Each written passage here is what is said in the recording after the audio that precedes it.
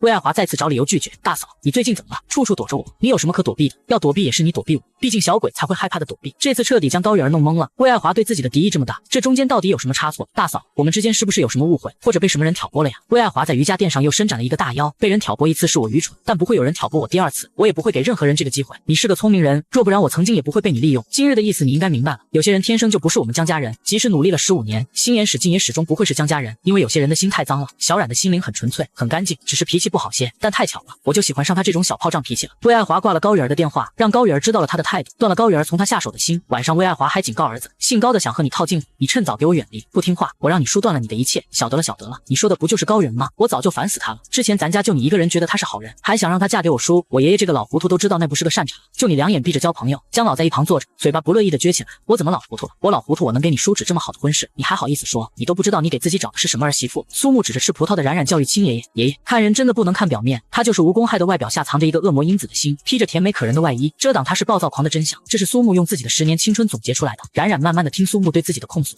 说的都很对，但是没人信啊。在她老公的心中，自己软萌可爱香甜非常；在她大嫂的心中，自己天真直率为人真诚；在她公爹的心中，自己孝顺懂事俏皮活泼。苏木的那些话，江老直接对回去，你说的都是屁。苏木失言，爷爷，我说的是真的，你再说你婶婶一个字的不好，你等着你叔收拾人吧。苏木看向了冉冉身边的男人，只见一向高冷不近人情不近女色的江成宇主动拿起一颗葡萄喂在了妻子的口中，还问甜吗？苏木的下巴快落在地上了，他指着冉冉，叔，他会打人。他叔不信。苏木指着冉冉对母亲说，妈，他会打人，你们打过架的你忘了，妈也会打人，有问题吗？苏木看着爷爷，江老现在还记仇他的亲赐嫔呢。他傲娇的一扭脸不看孙子，靠，你们都相信我啊？众人，你不可信。冉冉也不知道自己什么时候在江家的地位攀升。大周末的，江成宇难得在家陪家人，众人心知肚明那是陪某人，还陪着外出买了好多他爱吃的雪糕。冉冉立马拿出其中一个颠颠的跑去递给江老，爸，给你吃，我不吃，这都是小孩吃的，冰激凌都吃了，雪糕比冰激凌还好吃，真的。你尝尝。半个小时后，小冉还有刚才那个巧克力味的没？我觉得奶油的不好吃，巧克力的有味。姜老嘴馋的问。姜老又吃了一个巧克力味的雪糕，他咬着里边的花生粒，还有外边的一层巧克力，嘎嘣嘎嘣的，嚼着特别有味道，还是这个味道正。傍晚，在应酬的江成宇忽然接到了小妻子哭哭啼啼打来的电话，老公，我做错事了，对不起，呜呜，爸住院了，因为雪糕。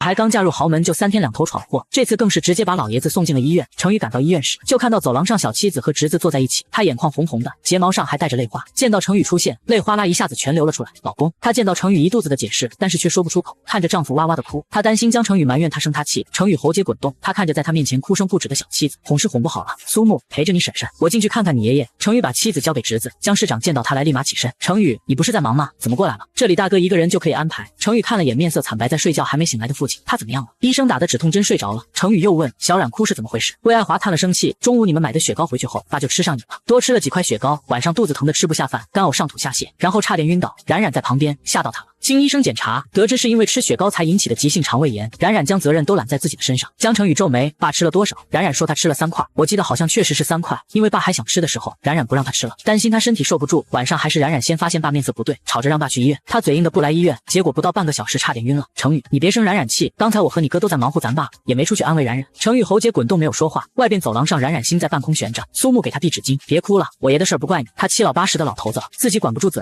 你也没办法对不对？冉冉摇头，你叔刚才不理我，是不是生我气了？我也不知道，如果他能摸清楚他叔的脾气，他早就少挨好几顿打了。程宇出来了，冉冉立马从凳子上惊站起来，哭音道歉，对不起老公，我以后不嘴馋的吃雪糕了。程宇面色微冷，他看了眼小心翼翼的妻子，苏木也误以为小叔叔生气了，他急忙解释，叔，这事真和他没关系，我也要吃，他也拦不住啊，都在给程宇解释，这事儿不是冉冉的错，让程宇都有一种错觉，他难道给人留下的印象就是自己在埋怨妻子吗？他看了眼低着头害怕的小妻子，抬手擦去他眼上的泪水，今晚大哥大嫂留在医院，明晚换我们俩。程宇搂着冉冉的肩膀，将她拥到自己怀中，对苏木吩咐，你今晚也留在医院给你爸换班照顾你爷爷。好，但是叔，你别打媳妇啊。程宇也低头看了眼怀中双眸雾蒙蒙的妻子，他未言二话搂着她走了。到了车上，冉冉小声问，老公，回家后你会打我吗？程宇抬手在他的脑门上弹了一下，打过了。冉冉委屈的又撇嘴哭了，这下弄得程宇不会了，疼吗？冉冉哭着摇头，你打的劲儿太小了。程宇忽然笑出声，他竟然觉得哭起来的妻子有些可爱，与其口头哄安慰，不如来点实际的。回家的路上，冉冉攥着自己的裙摆，哭声停止了，他心中开始想自己应该如何弥补。到家第一件事，他就把管家叫到书房，书房里冉冉像个柱子似的站在程宇的身侧，他不明白男人为什么把自己也拉到书房。程宇直接开门见山问，爸今天偷吃了多少雪糕？管家不语，虽然我常年不在家，但他的性格我还是了解，小冉不让他吃，他一定会偷偷的吃，直到吃腻为止。帮他偷雪糕的人只有你。冉冉震惊的看着面前尴尬的管家，她在看着丈夫，她眼眶刷得泛红，鼻囊瞬间酸涩起来，眼眶滚着热泪。她不知道感动是何物，但就在刚才的一瞬间，她知道了。家里人没有责怪她，大哥安慰她，苏木也不让她自责，大嫂更是理解她，但周围人越是这样说，她就越难受，更加的认为是自己的错导致的江老住院。偏偏程宇出现，他从头到尾没开导过她一句，而是带着她回来，用事实告诉她这是和她无关。她的行动胜过无数的语言，管家也知道家中的佣人议论纷纷，纷纷将过错归咎在年轻的二少夫人身上。他又看了眼睛哭得红肿的冉冉，心中不忍，加上二少爷聪明绝顶，他就算欺瞒二少爷也能用各种办法查出来。老爷又偷吃了一个红豆雪糕，2个甜筒1个碎冰冰。冉冉惊讶，他一个年轻人吃这么多身体都会受不了，江老一个70多岁的老头，他吃这么多肯定会出事啊。程宇听后，他手攥紧后又松开，我知道了，你下去休息吧。管家退出书房，程宇转身看着身侧的小妻子，冉冉泪眸弯弯和丈夫凝视，老公，谢谢你。一声道谢，就表明了女孩知道他的良苦用心。男人冷峻的脸庞浮现点点笑容，他抬手环着妻子的小细腰，这次不难受了吧？冉冉点点头，终于不难过了。医院江老爷醒来了，医生见江老意识恢复，江董，您今天下午到底吃了几个雪糕啊？江老想到卧室垃圾桶内的垃圾，他犹豫了一下，我也忘了。江董，您是病人自身，只有您知道今天晚上有多严重。如果你实在记不住的话，那就不回答我，但是你千万要记得，以后不能再多食这些凉的。江老点头，一旁的江市长早已发现了不对劲，在医生走后，他开口问父亲，爸，你是不是偷吃了？床上的江老瞬间闭上眼睛装睡，魏爱华这么多年的儿媳妇也不是白当的，看着他躲避的样子，更坚信公公偷吃雪糕了。爸，你怎么能这样呢？你想吃明天吃啊，你偷偷吃，还把自己的身体吃到医院，害得冉冉被吓到，自责担心后悔，今天他眼睛都哭肿了。没想到是因为你偷吃，江老也没想到自己就偷偷吃个雪糕，竟然吃到了医院，说出去丢死人了。但大儿子还没眼力劲儿的一个劲儿在逼他回答，爸，屋子里都是我们自己人，你告诉我你今天下午偷偷吃了多少？江老睁开眼，眼神躲闪的说，我就偷偷吃了几块。爷爷，几块是多少？江老不曾想自己竟有一日会是这种境遇，偷吃被发现就算了，还被自己的儿子儿媳孙子同时质问，3口人一人一句，最后说的江老烦闷了，4块行了吧？魏爱华最先惊呼，爸，你疯了，3加4等于7，你一个下午吃了7块。苏木他大小伙子都不敢这样吃，江市长也未想到父亲会这般的幼稚，自控力这般的差劲。苏木说，明天我叔和我婶过来看你的时候，你就主动承认错误吧，我是你爷爷，是他们的爹，我凭什么承认错误？我哪错了？姜老听到孙子话一时激动起来，你不知道，现在咱家佣人肯定都在误会我婶。刚才我叔走的时候，他的表情很吓人，回家肯定该训我婶了。但是他冤枉了，这都是你自己偷偷摸摸办的错事，你们都给我出去！姜老最后气得感人了。嘿，你还不让我说你爷爷，你给我做了个坏榜样，我以后做错事了我也不道歉，你敢？姜老现在就恨不得拿着拐杖痛扁一顿孙子。姜市长眼看父亲的急脾气上来了，加上他现在又是病人，他不想让父亲再动怒，不利于康复。他在魏爱华耳边说了句话，魏爱华了然，他听话的起身揪着暴跳的儿子离开病房。妈，你干啥呀？我爷爷那么犟的一个老头，我得说说他。魏爱华想到丈夫刚才的叮嘱，她问儿子，刚才你叔走的时候面色真的很不好看吗？苏木点头认真道，我问他回家会不会打胡冉冉，我叔没回复我，带着他就走了。魏爱华脑子幻想出江成宇黑着脸拽着弟媳的手，然后屋门关起来在屋里打他的场景，他越想越觉得事情恐怖，他拿出手机得赶紧给小叔子电话打过去。江家老宅冉冉又被男人抱在了怀中，他正在一步一步的击溃小妻子的防线，他从沙发上到床上睡，再让他从床边入他怀中。男人用了才几天的时间，照着这样的速度发展下去，他们的关系在短期内一定会更进一步。程宇闭眸嘴角淫笑，冉冉能感受到丈夫今天不正常，但今天晚上她的心被丈夫给暖得热烘烘的，一想起来她就藏不住的笑意，于是她更靠近了丈夫。程宇察觉小猫又离自己近了点，他心里就很开心，不知从何时起，这个他原本很排斥的女孩慢慢占据了他整颗心。而此时冉冉在想明天的事情，老公，你说明天我们去看吧，要不要说今天她偷吃雪糕的事情呀？爸70多岁的人了，肯定觉得太丢面子了，要不我们就装作不知道好不好？程宇不会想这么多，我不关心他的事情，明天你想说就说，不想说就别搭理他。冉冉仰头看着口是心非的丈夫，你才不是呢老公，你心里可关心爸爸，你哪看出来的？因为我给你打电话说爸爸住院了，你当时明明在忙很重要的事情，但是你还赶来医院了。如果你不在乎爸爸的话，才不会着急赶到医院。你看到爸在病床上躺着，眉头都没舒展过，你眼里明明写着担心，却给别人传递一种不耐烦的感情。男人看着眼前第一个如此懂他的女孩，小冉，你在我身上还发现过什么？冉冉鼓着嘴，全说嘛。程宇点头，全部说出来。已经许久没有人如此懂他了，他想听。老公，你知道和你牵手的时候你有个习惯吗？每次和你牵手的时候，松开时你都会下意识的抓紧我，然后再松开，为什么？江程宇摊开看自己的手，他回忆到许久以前，就是自己的手没有抓紧一个人，把他弄丢了。原来他现在牵人时都会下意识的手收紧。程宇喉结滚动，还有吗？冉冉继续说时，程宇的手机响了，是大嫂。魏爱华担心小叔子欺负冉冉，苦口婆心的把程宇一顿劝导。总结来说就是冉冉是个好姑娘，可不能把人家吓跑了。冉冉枕着丈夫的胳膊，听着魏爱华为她说话，心里暖暖的。而大嫂也在听了冉冉亲口说没事后才放心。翌日，小夫妻带着饭菜去医院看望公公。魏爱华担心他们不会照顾人，但冉冉和程宇坚持要尽孝心。最终，魏爱华和江市长被劝说回家休息。江老打着点滴还没有醒，程宇去买了2大袋零食，都是冉冉爱吃的。女孩看着零食，脸上瞬间爬上笑脸。寂静的屋子，只能听到身边小妻子吃薯片的嘎吱嘎吱声，1包2包3包又1包。程宇看着她吃，看了快1个小时。小冉，你早上吃饱了吗？饱了啊，冉冉回答道。接着他看着桌子上放的零食，那么多的空包，他尴尬的吐舌。零食就是膨化食品，看着包装挺大的，其实没多少东西，不占肚子。程宇笑了一下，没拆穿小妻子爱吃零食的小性子。不一会儿，床上的姜老醒了，夫妻俩赶紧起身凑在他身边，爸，你感觉怎么样了？姜老左右扭头，看到是这一对夫妻俩，你们俩怎么来了？我们来换班。冉冉回答。姜老从床上坐起来，他整个人还很虚弱。程宇为父亲倒了杯水，正巧护士扎针输液了。姜老，您今日也是5瓶药水，昨晚查出来你血压有点高，今天里边也有降血压的药，输完了叫我们来给您换药。护士临走时发现了茶几上放着的1袋袋零食，姜总，这些病人不能吃。程宇点头，这是为我妻子买来消磨时间的。小护士羡慕的看了眼依偎在程宇身旁的冉冉走了。过了一会，姜老忍不住恶意开口问了，你们问问管家什么时候来给我送早餐？冉冉愣住了，姜老睡醒已经有1个小时了，他们都忘了自己来时带着早餐的事情。程宇也尴尬的咳嗽了一下，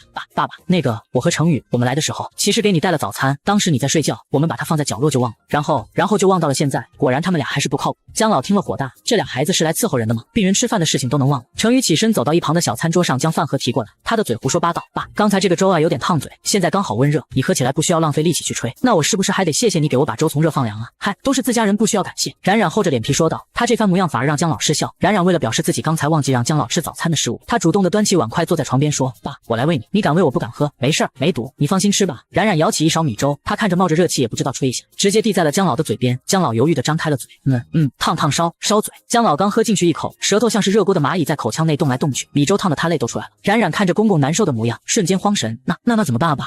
我也不知道这咋办呀。姜老的嘴巴还烫着，冉冉去问正在说不出话的病人。程宇急忙抽出一张纸放在父亲的嘴下，爸，你吐了。姜老将口中的白粥吐在了儿子的手心，嘴巴得到救援，他深深的吸了一口气。冉啊，你去一边歇着吧，乖，爸年纪大了，当不了你的小白鼠。冉冉不好意思的抵着头，他又做错事了，那我让我老公喂你。他从位置上起身，看了眼丈夫。程宇接过妻子递过来的碗，高高在上的姜总紧张了，他从未照顾过人，更别说喂饭。他接过妻子递过来的碗，手腕就有些僵了。小妻子年纪小，不会喂饭，毕竟还是个孩子，可他快奔3了，还不会喂的话，就让人笑掉大牙了。即使心中在紧张。他面子上未露出分毫，他吸取了妻子的教训，为钱先吹了吹，然后递给父亲。姜老觉得这小夫妻俩都有点不太靠谱。当米粥递到他嘴边时，姜老不放心的又吹了吹，然后撅着嘴才算吃了第一口。程宇，这还是你第一次喂爸吃饭。程宇没说话，他和父亲的感情向来不和。冉冉见公公的话，丈夫高冷的不接，她在一边活跃气氛。爸，刚才对不起哈，我也没想到咱家的保温杯那么管用，2、3小时了还是热的。姜老瞟了眼二儿媳，你呀就不是个伺候人的主。冉冉吐舌，我慢慢学嘛。程宇喂饭喂的还可以，最起码没烫到他。这夫妻俩搭配，一个喂饭，一个在他身边不停的说话，让他解闷，看起来一片祥和。喂饭结束后，姜老看到自己的病号服上沾满了米粒，他沉默了。这是他吃饭连带衣服也吃了一顿啊。姜老现在手上扎着针，他想换衣服也换不了，躺下衣服脏了又要把床染脏，他不高兴的板着脸，你俩来存心折磨我的。冉冉心虚的快速眨眨眼睛，爸，你应该感到幸福，你是我和程宇伺候的第一个病人，所以我该感到荣幸吗？冉冉义正言辞的点头，是呀。程宇低头看小妻子的脸，心中疑惑，他是如何把脸皮练得时而厚时而薄的？姜老气绝，他家娶的这是什么极品儿媳？然而姜老以为这就完了，不一会儿护士来换药时看到了姜老的衣服，姜老想躺下睡觉，但是他也有洁癖，衣服不干净就躺不下去。冉冉最会出歪点子，爸，你把手上的针拔了，然后把衣服换上，然后再扎一针呗，听听，多么聪明的想法。姜老却忍不住的冲儿媳吼，你说的轻巧，是我多扎一针，扎我肉里你不疼我疼，就一下，蚂蚁叮一下，一点都不疼。姜老指着护士，来来来，你给我儿媳妇扎一针，就扎蚂蚁叮一下的针。护士是新来的，有些接不住姜老的话，他说道，可是二少夫人没有病了。谁说她没病？她脑子里病得那么严重，你看不出来吗？冉冉当急急了，爸，我脑瓜子聪明绝顶，你老糊涂了才看出来我脑子有病。姜老气急，是个人都想不出来你刚才说的损招，还聪明绝顶，我看你只绝顶了没聪明。爸，我绝顶起码头上有头发。爸，你都快谢顶了。一边的男人嘴角的笑容越来越大，他鲜少有这么开心的时候，他不再是微笑，而是开怀的笑，眼角都笑出了褶子。姜老气冲冲的掀开被子下床，激动的指着冉冉，他说我谢顶，我咽不下这口气。冉冉小眼神一瞄，妈耶，爸要来揍自己喽！他立马躲在了有力的靠山怀中，你们俩给我滚出去，气死我了！明明是来照顾病患的，最后却把病患气得火冒三丈。姜老心中暗暗道，我回去就去执法，碍于2个不会照顾病人吃饭的人在。到了吃午饭的时间，姜老嘴硬，明明肚子饿了，但就是不吃饭。他坐在床上，看着不远处沙发上的儿媳，他吃零食吃的是真香。冉冉拆开一包辣条，味道飘得满屋都是。姜老吞咽口水，好香啊！他看了眼自己手上的液体，他心中告诉自己，这是最后一瓶，我忍着输完再吃饭。冉冉也察觉到了父亲馋辣条了，他拿着一包卫龙走近，爸，你张嘴，我喂你一口。姜老真的张嘴，爸就吃一根。程宇急忙从中拦住小傻子妻子，小冉，爸身体还没好。冉冉看着公公消瘦的脸，再想到刚才护士的叮嘱，他收回了自己的手，爸，等你病好出院了，我再带你吃，现在你不能吃。姜老的脸蹲着，一副不高兴，他哀怨的瞪了眼儿子，明知道自己不能吃，还买这么多垃圾食品让他媳妇吃，更过分的是在自己的眼皮子底下馋他。姜程宇看着小妻子，小冉，你也别吃了。冉冉看着还剩几根，我去外边走廊吃，吃完就回来，不让爸闻味儿。屋内只有父子俩，姜老的肚子不适宜的咕噜噜的叫了起来，他面色羞红，左右幸好只是自己的儿子在场。程宇没有看父亲，他也没有再问父亲你饿了吗，而是去到床尾处拆开一袋面包递给父亲，怕父亲尴尬不吃，自己也拿着一起吃。病房内静悄悄的，只能听到父子俩的呼吸声。程宇和父亲不和了10几年，他们从未有过现在这样平静的时刻。姜老享受自己和儿子的短暂平静。面包吃完，冉冉回来了，她手中带着一瓶热果汁。刚才她知道公公铁定是饿了，但自己和丈夫并不会喂饭，因此才强忍着说自己不饿，所以她借口说自己去走廊吃，其实是小跑去了医院外的超市买了杯热果汁。爸，你先喝点暖暖胃，等你输完液了，咱让程宇开车，咱们出去吃午饭，医院的午饭都太难吃了。姜老看着儿媳小手递过来的瓶子，他喉咙哽住，你刚才跑出去给爸买果汁喝了？冉冉点头，顺便给我自己又买了包辣条。他嬉笑，姜老和程宇知道这小丫头在撒谎了，她明明是特意去买果汁的。姜老感动的喝了一口，胃中还有儿子刚才陪他吃的面包，他的回忆去到很远的以前，眼眶不知不觉竟有了诗意。冉冉也不吃零食了，她坐在沙发上抱着一个靠背，无聊的看公公的输液瓶。老公，一会儿爸输完液咱们去吃满香楼吧。程宇嘴角仰着淡笑，馋那里边的饭吗？冉冉点头，但是里边的饭可贵了，我不舍得花钱去，但是你有钱，去了你花钱。程宇和妻子闲聊，我的不还是你的？那不一样，虽然咱俩是一体，但是你掏钱的时候，我还是觉得我没花钱。姜总宠溺道，行，一会儿我花钱，你随便点，以后你想做什么尽管去做，不舍得自己花钱，你就要发票，回家老公给你报销，真大。冉冉眼眸含着惊喜向他确认，程宇点头，以后公司新增一个总裁夫人的专属账户。冉冉羞涩地窝在他怀中，将脸藏起来。那个被儿子儿媳喂狗粮的可怜病人心中片刻后悔，我为什么要促成这桩姻缘，让他们在这里酸我？当初一个不愿意嫁，一个不愿意娶，还是他威胁两人，最后才促成这一对。现在在他眼皮子底下秀恩爱，一点都不顾及他的感受。姜老再次讨厌这一对小夫妻。半个小时后，姜老终于解放了。拔针后，姜老第一时间将家里那对讨人厌的夫妻俩赶出病房，并将门啪叽一关，自己才舒服了许多。果然啊，不见他们自己的心情就好得不得了。10分钟后，姜老才走出病房，他清清嗓子说：“走吧，去吃饭。”冉冉抬头发现姜老换了身衣服，还洗了洗脸。他眨巴眨巴眼睛：“老公，咱俩早上是不是没给爸打水洗脸？”程宇喉结滚动，尴尬的没说话。到了满香楼，奢华的门口让冉冉的眼睛笑弯了。我要吃脆皮鳌虾、脆皮海参、熏鱼、焗烤参鲍、玉米卷卷、酥酿，还没到店里，冉冉的嘴一会儿就报了10几道菜名。程宇宇嘴角全程噙着笑意，看来他家小妻子完全就是一个小吃货啊。冉冉趴在窗边，身子往外抬，欣赏俯视下的满香楼。江老见儿媳半个身子都出去了，他身后喊：冉冉身子不许外出，你掉下去都摔成肉泥了。爸，没事儿，我是大人了，办的事儿还是孩子才会办的。江老口中虽是责怨，但语气却是满满的关心和爱护。程宇看着两人直摇头，他拿起桌旁的菜单喊正在观景的小妮子点菜。程宇翻页，冉冉点菜：爸肠胃不好，点一些滋补的汤。老公你口味偏淡，再点一些清淡的。我胃口好，再点一些肉肉。冉冉边点边说。程宇笑问：你怎么知道我口味偏淡？当人家老婆的，这要是都不知道，我还怎么混？小妻子说的对，他的口味偏淡。没想到全家都没发现自己的口味，却被一个刚入门的小妻子发现了，他的心情越来越好了。不一会儿饭菜都上来了，冉冉见到美食眼中冒星星，爸，快吃，这些吃起来都是人民币的味道。江老扑哧笑，不好吃，当然好吃了，贵是有一定道理的。他夹了一块虾放在口中，好吃，真的好吃。老公，江成宇带小娇妻来满香楼的消息不一会功夫就传开了，在一家三口聊得正开心时，迎来了一位不速之客。成宇、高玉儿的叫声都带着我听我连的调调。接着冉冉见到了那个柔弱的女人，上次她挑拨自己和大嫂的关系还没和她算呢，今儿就主动找上门。高小姐，叫我老公干啥呢？我找成宇。高玉儿又在江成宇和江老的面前扮柔弱了，她以为这样就可以拿捏到男人怜香惜玉的心，但偏偏江家男人不是一般的男人，他眼中只有他的小妻子。我老公烦你，有话对我说就好。高玉儿的眼睛看向对他爱答不理的江老，丝毫没有责怪冉冉说话粗鄙的意思。程宇却给冉冉夹菜，明着打他脸。他再次邀请道：程宇，我想和你说个事情，你方便过来一下吗？冉冉突然捂着肚子痛苦地叫了一声：啊，怎么了？江程宇关切问妻子。江老也担心地看着儿媳，难道他也肠胃炎了？冉冉小眼神看着高玉儿，她对丈夫撒娇，可能是宝宝踢我了。扑江老一口茶水喷了出来，他震惊地咳嗽：啥玩意？爸，你咋了？冉冉还有脸问。江老摆手，他咳嗽的脸红。冉冉生气地瞪着高玉儿：高小姐，你没看到吗？你在这里都让我公公感到身体不适了。江老无语，与我无关。高玉儿面露酱色，他忍着冲动对冉冉说：我和程宇是有重要的事情，需要私下说。冉冉翻了个白眼，连掩饰都不屑于。接着他拉着程宇的手腕，另一只手放在自己的肚子上。小奶音撒娇：老公，你不要丢下我和宝宝去和其他女人私下说话吼。小妻子弄得程宇也不会了，宝宝，他真敢说。嗨，好，我不去。江总尴尬的答应，然后伸手在妻子的肚子上将她的手往下移了移，并告诉她宝宝在这里，你刚才捂的是胃哦。某人一点都不觉得尴尬，眼睛眨眨，手果断往下捂住小腹。高玉儿面如蜡色，她眼睛似蛇蝎带着毒意盯着冉冉。冉冉得逞的冲他笑说：有话站在这里快点说，说完赶紧滚，不说也请滚。古冉冉，你非要我在这里说吗？冉冉点头，你这个人嘴里没有一句实话，我们一家都得防着你，奸些小人。高玉儿深呼吸，她还未言几句就被冠上小人的标签。她又看了眼冉冉的肚子，语气嘲讽：恐怕不说实话的是你吧？那你问问我老公和我公公，我的话他们信吗？你的话他们想听吗？你上次打大嫂的账我还没给你算。高玉儿语毕，冉冉愤然起身，她越过丈夫走到高玉儿面前，对她甩手就是一巴掌。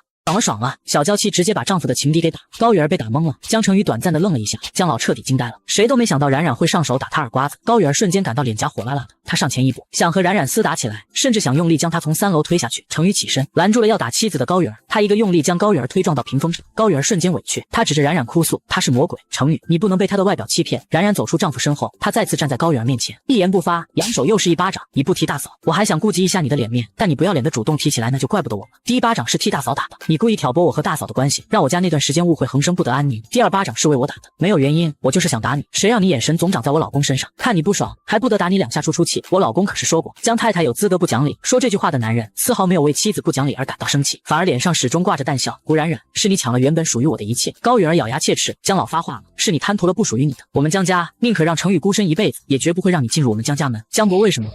高玉儿哭了，我陪在程宇身边15年，我为什么不行？江老冷哼，你的秉性太差了。程宇上次对高玉儿的表态，未当着妻子的面，这次他再次开口，我和你之间没有关系，是你一直以来的幻想。你口中的15年，对我来说，我们只是认识了15年，欠你们家的恩情，江家早已还完。若还纠缠不放，故意挑拨我家的关系，我不会对高氏手软。回去也告诉你父亲，江家和高家不是世交。程宇和江老的态度摆明了对自己的厌恶。高玉儿顶着高肿的脸颊哭着跑走了，但眼神射出恨意。古冉冉，我和你没完。楼上冉冉坐下，心情甚好，不免的好奇起来。老公，你们刚才说欠他家一个恩情，什么恩啊？他咋知道咱们在这儿的？你和他真没什么吧？父子俩在餐桌上对视，都跳过了重要的问话。我和他能有什么？程宇笑着又顺了下妻子的小软毛头发。你俩没单独吃过饭、看电影、去逛街。江老嫌弃江氏集团还不够他忙的，他哪有那闲工夫去做这些？冉冉点头，貌似有几分道理。程宇看向妻子平摊的小腹，我儿子几个月了？冉冉咬着下唇，仰头冲丈夫娇笑，嘿嘿，刚吃下去的，才半个小时，那半个小时他就会踢你了啊？肠道蠕动，那不就是在踢我吗？程宇拿自己的小妻子没辙，你给爸说说，你脾气都这么火爆吗？江老想起刚才儿媳妇一言不发上去就2巴掌，他见惯了大场面，都被儿媳的出气不意惊到了。冉冉鼓嘴否认道，没有啊爸，我很乖巧可爱的，什么架都不会会的，脾气也是最好的。苏木在学校怕我被欺负，经常保护我来着。江老看着娇小的儿媳，模样着实可爱软萌，应该不会是火爆脾气吧？那可能爸想多了。爸，你就是想多了，我这么可爱，脾气怎么会火爆呢？程宇在一旁安静不说话，他没记错的话，他家小妻子打的人还不少吧？不过他不拆穿，任凭小妻子在暴力，那起码证明他有自保的能力，而且只要在他怀中软喵就好了。爸，你为啥不喜欢高玉儿，喜欢我？江老笑着点儿媳的脸庞，你脸真大，我才不喜欢你，你要是不喜欢我，干啥让我当你儿媳妇？咱俩当时连面都没见过。江老胡编乱造，你比他会气人。程宇手抵在鼻营下，掌心刚好挡住唇低笑，父亲这话一点都没错。冉冉气死了，他将江老面前的肉全部端到自己面前，你回答我不满意，我不让你吃肉了。嘿，这是我儿子买的，这是我老公买的，他是我儿子。冉冉抱着程宇的胳膊，依偎他身旁，这是我老公。两人视线同时看着程宇，一个说我生你养你的，一个提醒老公你别忘了，以后你老了给你推轮椅的可是我。程宇想了一下，从长远来看，听妻子的错不了。他想到日后自己和他都头发白花花，坐在轮椅上，身后是他在推着，他们一起慢慢变老，似乎还不错。他的嘴角带着宠溺笑容，听小冉的镊子。江老气绝，有人忧愁有人欢喜。冉冉对着丈夫的脸撅嘴微笑，程宇抿不住的笑意，想装冷酷都装不出来。江老住院一次，江程宇打算让父亲这期间做个全身体检。到了医院，医生已经将单子都开出来。程宇去取体检单时，医生多嘴问了句江老中午都吃的什么。程宇将中午的菜告诉了医生，医生听后笑了下，看来江总还做足了功课啊，你点的这些菜全部都是对病人身体好的菜。程宇忽然想起什么，他问了句我爸可以喝果汁吗？可以喝，喝果汁有助于补充水分和维生素，但是注意不要喝牛奶。江程宇点点头，回到病房就见到小妻子在和父亲有说有笑的，有他在，江老一点都不觉得孤独，他总能找到有趣的话题。你说真的，带着爸去。两人不知道达成了什么协议，江老眼睛带着期待，再次对冉冉确定，肯定了，我和苏木一块带你去，那地儿我们常去。江老高兴的点头，一连道了3声好。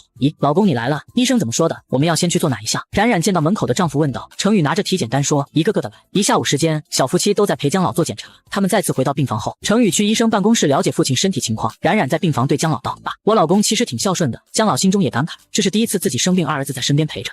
程宇也是个孝顺的孩子，我老公只是性子冷，心里的感情不爱用嘴说出来，但是对家人的关心他一直很放在心上。江老点点头，儿媳的话像小溪潺潺流入他心间，他看着冉冉的脸，约莫知道了那个人为何要他指婚给二儿子。程宇回来了一趟又出门了，再次进来时他手中提着热水瓶，他为父亲倒水，医生说让你多喝热水，明天再输1天液，后天就可以出院了。这次回去忌嘴，你年纪大了，和这俩孩子的身体素质不一样，小冉和苏木吃什么喝什么那是年轻，你的肠胃你清楚，到最后遭罪的还是你。尽管口中全是责怪，但能听到程宇的担心。晚上魏爱华和江市长来了，江老见到大儿媳和大儿子，那仿佛见到了亲人般激动地说，爱华，你和老大晚上留在陪吧，让这俩人赶紧走，这俩来都不是照顾人的，我能在他们夫妻俩手底下平稳度过这一天是我命大。爸，你别说的那么恐怖，搞得我和我老公虐待你们似的，我倒希望你俩虐待我，也别把我当小白鼠。魏爱华问冉冉怎么了，冉冉嘴角动了动，不好意思地解释了早上的乌龙事件。江老听了继续补充，他还打算让我再扎1针。江老激动地说完后，魏爱华听了也觉得不靠谱，今天我和你大哥休息够了，晚上我们俩留在这里，你和程宇回去休息吧。大嫂，你别劝我们走了，今天我和程宇就守在医院陪吧，咱们说好的。冉冉想到早上大嫂眼中的红血丝，她于心不忍。江老急得挥手撵走老二家的2口子，冉冉，爸知道你孝顺，你和程宇回去吧，心意到了就行了，人不需要到。那不行，心意这玩意太虚了，我和我老公得让你真心实意的感受到子女对你的孝顺。再说了，你是俩儿子，你不能什么事儿都指望我大哥大嫂一家吧，懂你的人知道你和大嫂感情深如父女，不懂你的人还以为你偏心眼，生个病就知道奴役老大家，你这让我和程宇的面子往哪搁？我好歹也是你家新入门的媳妇，我也得要名声，我也想和你感情深如父女。冉冉的话让屋子里的所有人脸上都带着笑容，别看他说话简单，偏偏就是这话让江市长听了舒服，知道父亲生病老二是愿意为他分担的。魏爱华听了心里暖洋洋的，冉冉说公公对他亲如父女，增进了他们之间的亲情。程宇嘴角带笑，妻子将他心中的话说了出来，江老最开心了，一席话让家中既没有了妯娌之争，也没有兄弟之怨，还让他一个老头子落了个对大儿媳宛如父女的美名，还给了他极大的面子。他这话如果还被人拒绝了，那就真的说不过去了。江老又说了一句，程宇忙。冉冉替丈夫回答，公司哪有爹重要，那行，说不过你，想留下就留下吧，你大哥大嫂昨晚确实累得不轻。冉冉得逞，她对丈夫眨眼睛，程宇笑得无奈，笑容中又夹杂着深深宠溺，他家小妻子做事越来越入他心了。江市长和魏爱华在此处坐了许久，江老主动将话题引到二儿媳身上，咱家都没出过这号人，长嘴就是说的，叭叭叭的谁都说不过他，今天高允儿还吃了他的亏。魏爱华瞬间来了兴致，你把他怎么了？打了他2巴掌呗，你没事吧？魏爱华问。冉冉摇头，我老公还有咱爸都在我身边，我肯定没事，他不敢还手的。魏爱华还是觉得弟媳的脾气有些急躁，大嫂，其实我可温柔了，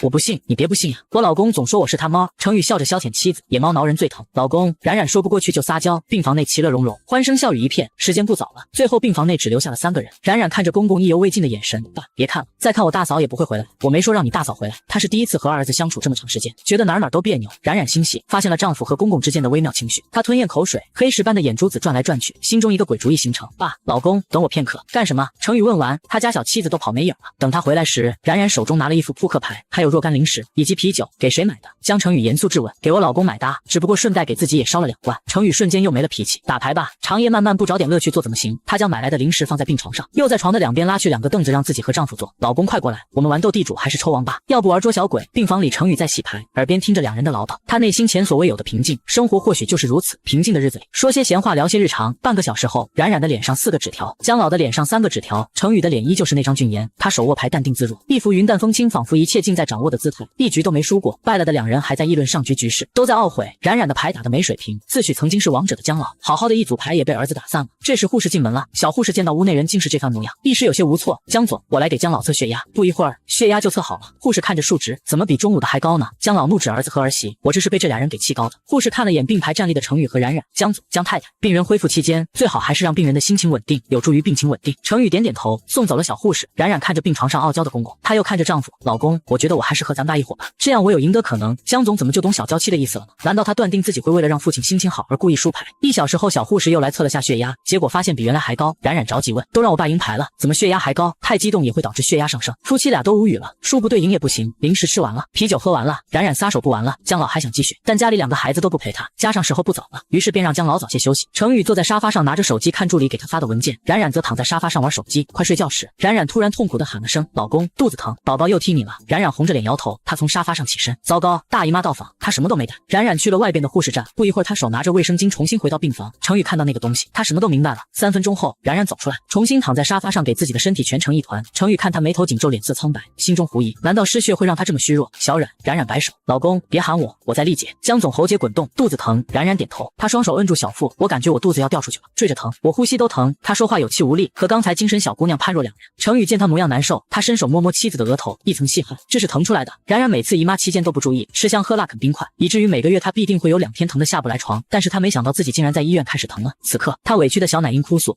我以后再也不吃雪糕冰激凌、辣条冰啤酒薯片巧克力了。程宇看着他娇小的人蜷缩成一团，他心里不好受。他拿起靠枕放在妻子身侧，我出去一会儿，姜总在走廊上。他打开了某浏览器，在上面输入老婆经期肚子疼怎么办。半个小时时间，姜程宇都没出现，冉冉疼得快虚脱了。他打算去接点热水暖暖小腹。这时程宇提着1包药回来了，他拦着妻子让他坐在沙发上。他打开药的包装，从中取出2片止疼药放在自己的手心，他又将自己新买的矿泉水打开。冉冉不知道丈夫要干嘛，老公你生病了吗？为什么要喝药？姜程宇看了眼小娇妻，张嘴，冉冉身体正饱受摧残，却还在关心丈夫，我嘴巴没东西，老公你身体到底怎么了？程宇坐近妻子，他伸手搂住怀中娇软妻子，张嘴把药喝了。啊，这个药是给我买的止痛药。冉冉看着白白的药片，心中仿佛被滴入了柠檬汁一样，酸酸的涩涩的。老公刚才消失的时间，竟是跑出去给她买药了。这么晚了，外边的药店都关门了吧？她是怎么买来的？小冉心软，看着丈夫的脸，她眼白泛红，感动的想吸鼻子。程宇被小妻子看得不好意思，他只是做了一点小事，这小孩就感动了。不知不觉，他无师自通的学会了哄人。乖，先把药喝了。冉冉听话的张嘴，口中被丈夫放入2粒药片，接着他拿起矿泉水瓶递给妻子，喝完就躺下，我去给你接热水。冉冉机械的喝了药，她乖乖的躺在了沙发上，心中酸酸的，眼眶胀胀的。不一会儿，程宇回来了，接热水是放温热让他喝的。某网页写了，女孩子经期痛要多喝热水。他坐下轻轻为她揉肚子，冉冉脸红的滴血，她的手掌比自己的大，被轻揉的小腹竟然奇迹般的没有刚才疼了。程宇拿起一边的薄毯，他单手抖开盖在冉冉的身上，少女心思的她抵不住丈夫这点点滴滴的温柔，心中的老树在这一夜间绽开了鲜艳的繁花。你不知道今天身子会不适吗？程宇温柔的声音在她头顶响起。冉冉咬唇点点头，我没特意记过这个日子，18号，你记好了，最近回家不许吃雪糕，垃圾食品都记嘴，这1周过了再说。冉冉弱弱的点点头，现在她疼成这副惨样，就是将饕餮美味摆在她面前，她也没胃口去尝。每个月她都是这样，既吃不忌疼，疼得要死要活时发誓再也不吃零食了。过了2天不疼了，嘴巴又开始犯馋了，药效的作用下，冉冉不一会儿就睡着了。程宇看着身边的小妻子，自言自语道，我好像越来越中意你了。1日，魏爱华和姜市长早早的到了医院，叫醒沙发上睡觉的冉冉。魏爱华让夫妻俩回家好好睡一觉。苏木也来了，他看着虚弱的冉冉，昨晚上你有多累啊？都把你累瘫成这副模样。冉冉面色苍白，药劲儿下，他又开始疼了。程宇坐在一旁，他维护妻子，你婶婶昨夜身体不舒服，你也病了。苏木关心问道。冉冉摆手，力竭中，苏木瞬间就 get 到了他的虚弱根源，精神上支持你挺过这几日，加油。他还做了个加油的手势。程宇视线在妻子和侄子身上打转，为什么妻子说个力竭，侄子就明白是什么意思了？他却什么都不知道，难道他们之前也这样吗？连这么私密的话都告诉他？程宇莫名带着醋味。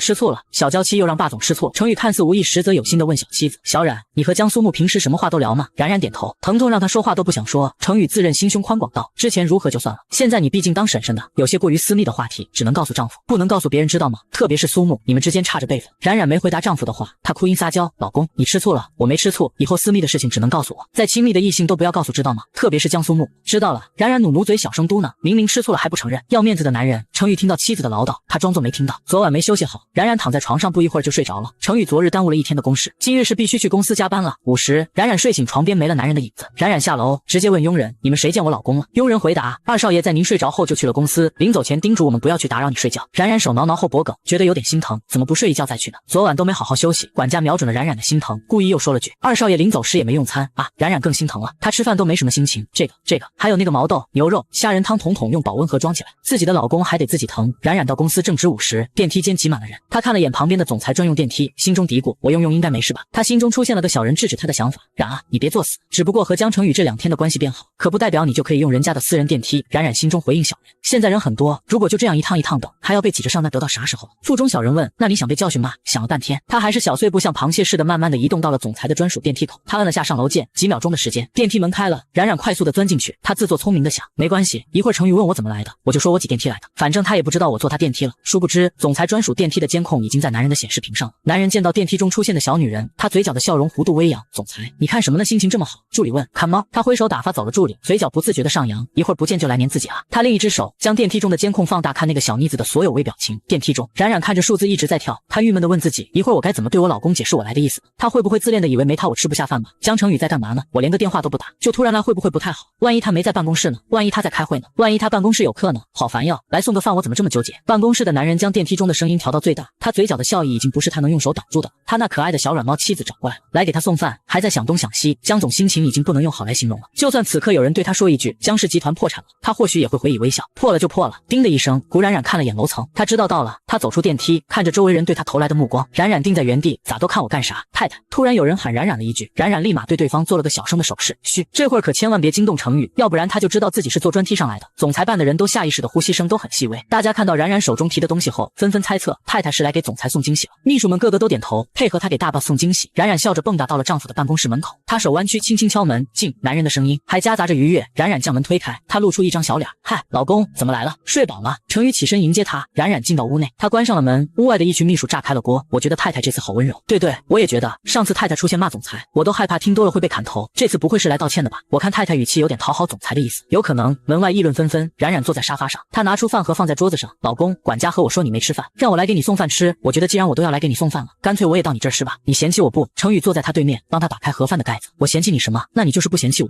你怎么上来的？突然小妮子愣住了。我是挤电梯上来的，好多人哦。江总看着他笑，那你是不是来的很久了？还行，就是那个，反正人多嘛，然后电梯每层都停，确实挺耽误事儿的。冉冉不敢直视程宇的眼睛，程宇有些意外，他为什么不告诉自己他是坐自己专梯上来的？小冉，人那么多，你为什么不坐我的专梯啊？可以坐啊，我以为不可以坐，只有得到你允许才可以。程宇看着妻子的眼眸，对他认真道，在这个世界上，只有你可以不用带任何亏意，不经我任何同意的享受我的一切权利和福利，一切都是老公。冉冉有些想坦白，为自己刚才说假话心里难受。程宇将筷子给他，以后来找我不用再挤电梯，直接上来。冉冉点点头。程宇没有拆穿小妻子，因为要给小妻子面子，他觉得自己是着了魔了。他吃饭时嘴角都带着笑意，冉冉却食之无味，心中一直想着自己刚才的谎话。突然有敲门声，接着是助理熟悉的声音，总裁。程宇也放下碗筷，对门口人说了声进。助理推门进入，他怀中还抱了许多的袋装零食。总裁，你家猫不是来了吗？我寻思你没有喂养过小宠物，我就把我办公室给我家猫咪买来的猫粮都给你，给你家的猫吃。助理将怀中的4袋零食全放在办公室的地上，他起身见到了冉冉，他打招呼，太太好。冉冉咬着块头冲他猛猛的点头，接着助理四周环绕，寻找软乎乎的萌宠。咦，总裁，你家猫呢？程宇视线看着面前矮矮的小妻子，毛茸茸的头发，娇软的人，他下巴微扬，示意小娇妻诺这儿呢。冉冉扭头就对上了丈夫宠溺的视线，她心跳落了半拍，接着小手朝着男人的胳膊啪的拍了一巴掌。不许说我是你猫！小助理傻眼了，靠，他真不知道总裁口中的猫是太太了。他低头看地上的4包猫粮，陷入了沉思，抱着猫粮回去吧，我家这个高级，需要和我同桌儿时，一般的猫粮不配我金贵的猫。冉冉又对着丈夫的胳膊拍了一下，老公，你不许给我起外号。助理眼瞅着上级和太太之间打情骂俏，他抱着4包猫粮急忙离开总裁办公室，室内无旁人。冉冉拗脾气的放下筷子不吃饭了，老公，你逢人就说我是你猫，明明说过了不对外说。程宇笑了笑，因为你我喜欢上了猫，他的一句话哄得小妻子心情莫名变好了。那你要养猫咪当宠物吗？有你一个就够了。那没我呢？那我就不喜欢猫了。所以别离开，懂吗？程宇第一次对一个人说出这样的话，让他别离开。冉冉听了，心中仿佛堵了个石头一样难受。老公，有人离开过你吗？程宇喉结滚动没回答，他不愿意骗妻子，也不想回答这个问题，他都是跳过他或者沉默。冉冉知道自己说到了丈夫内心的伤心处，她默默地去到了丈夫对面，拿起筷子准备吃饭。老公，离开你的那个人是女的还是男的？程宇看着问话都小心翼翼的妻子，冉冉懂他，甚至到了他一个眼神，他就知道答案的地步。我知道了。冉冉落寞地低着头，心中再给曾经离开丈夫的那个女人画像。她一顿饭吃得魂不守舍的，程宇给她夹菜，她都不知道在想什么，说了怕你不高兴。程宇尊重的没有继续问小妻子。吃完饭后，老公，你去睡一会儿吧，昨晚医院没休息好，今天早上又直接来公司了，这样熬下去，你身体会垮的。程宇捕捉到小妻子眼眸中的心疼，他看了眼休息室，我一会儿，不要一会儿，你就现在。小妻子竟然霸道起来了，冉冉上前，双手将他往休息室拽去。程宇无奈妥协，好，我陪你去补觉。上午睡得多，此刻冉冉一点困意都没有，程宇的呼吸却均匀了。良久，一个小软音轻轻的呼唤，老公，你睡着了吗？对不起老公，我做错了一件事。闭眸假寐的男人突然睁开眼，他扭头看着怀中可人，眸子带着紧张问，怎么了？其实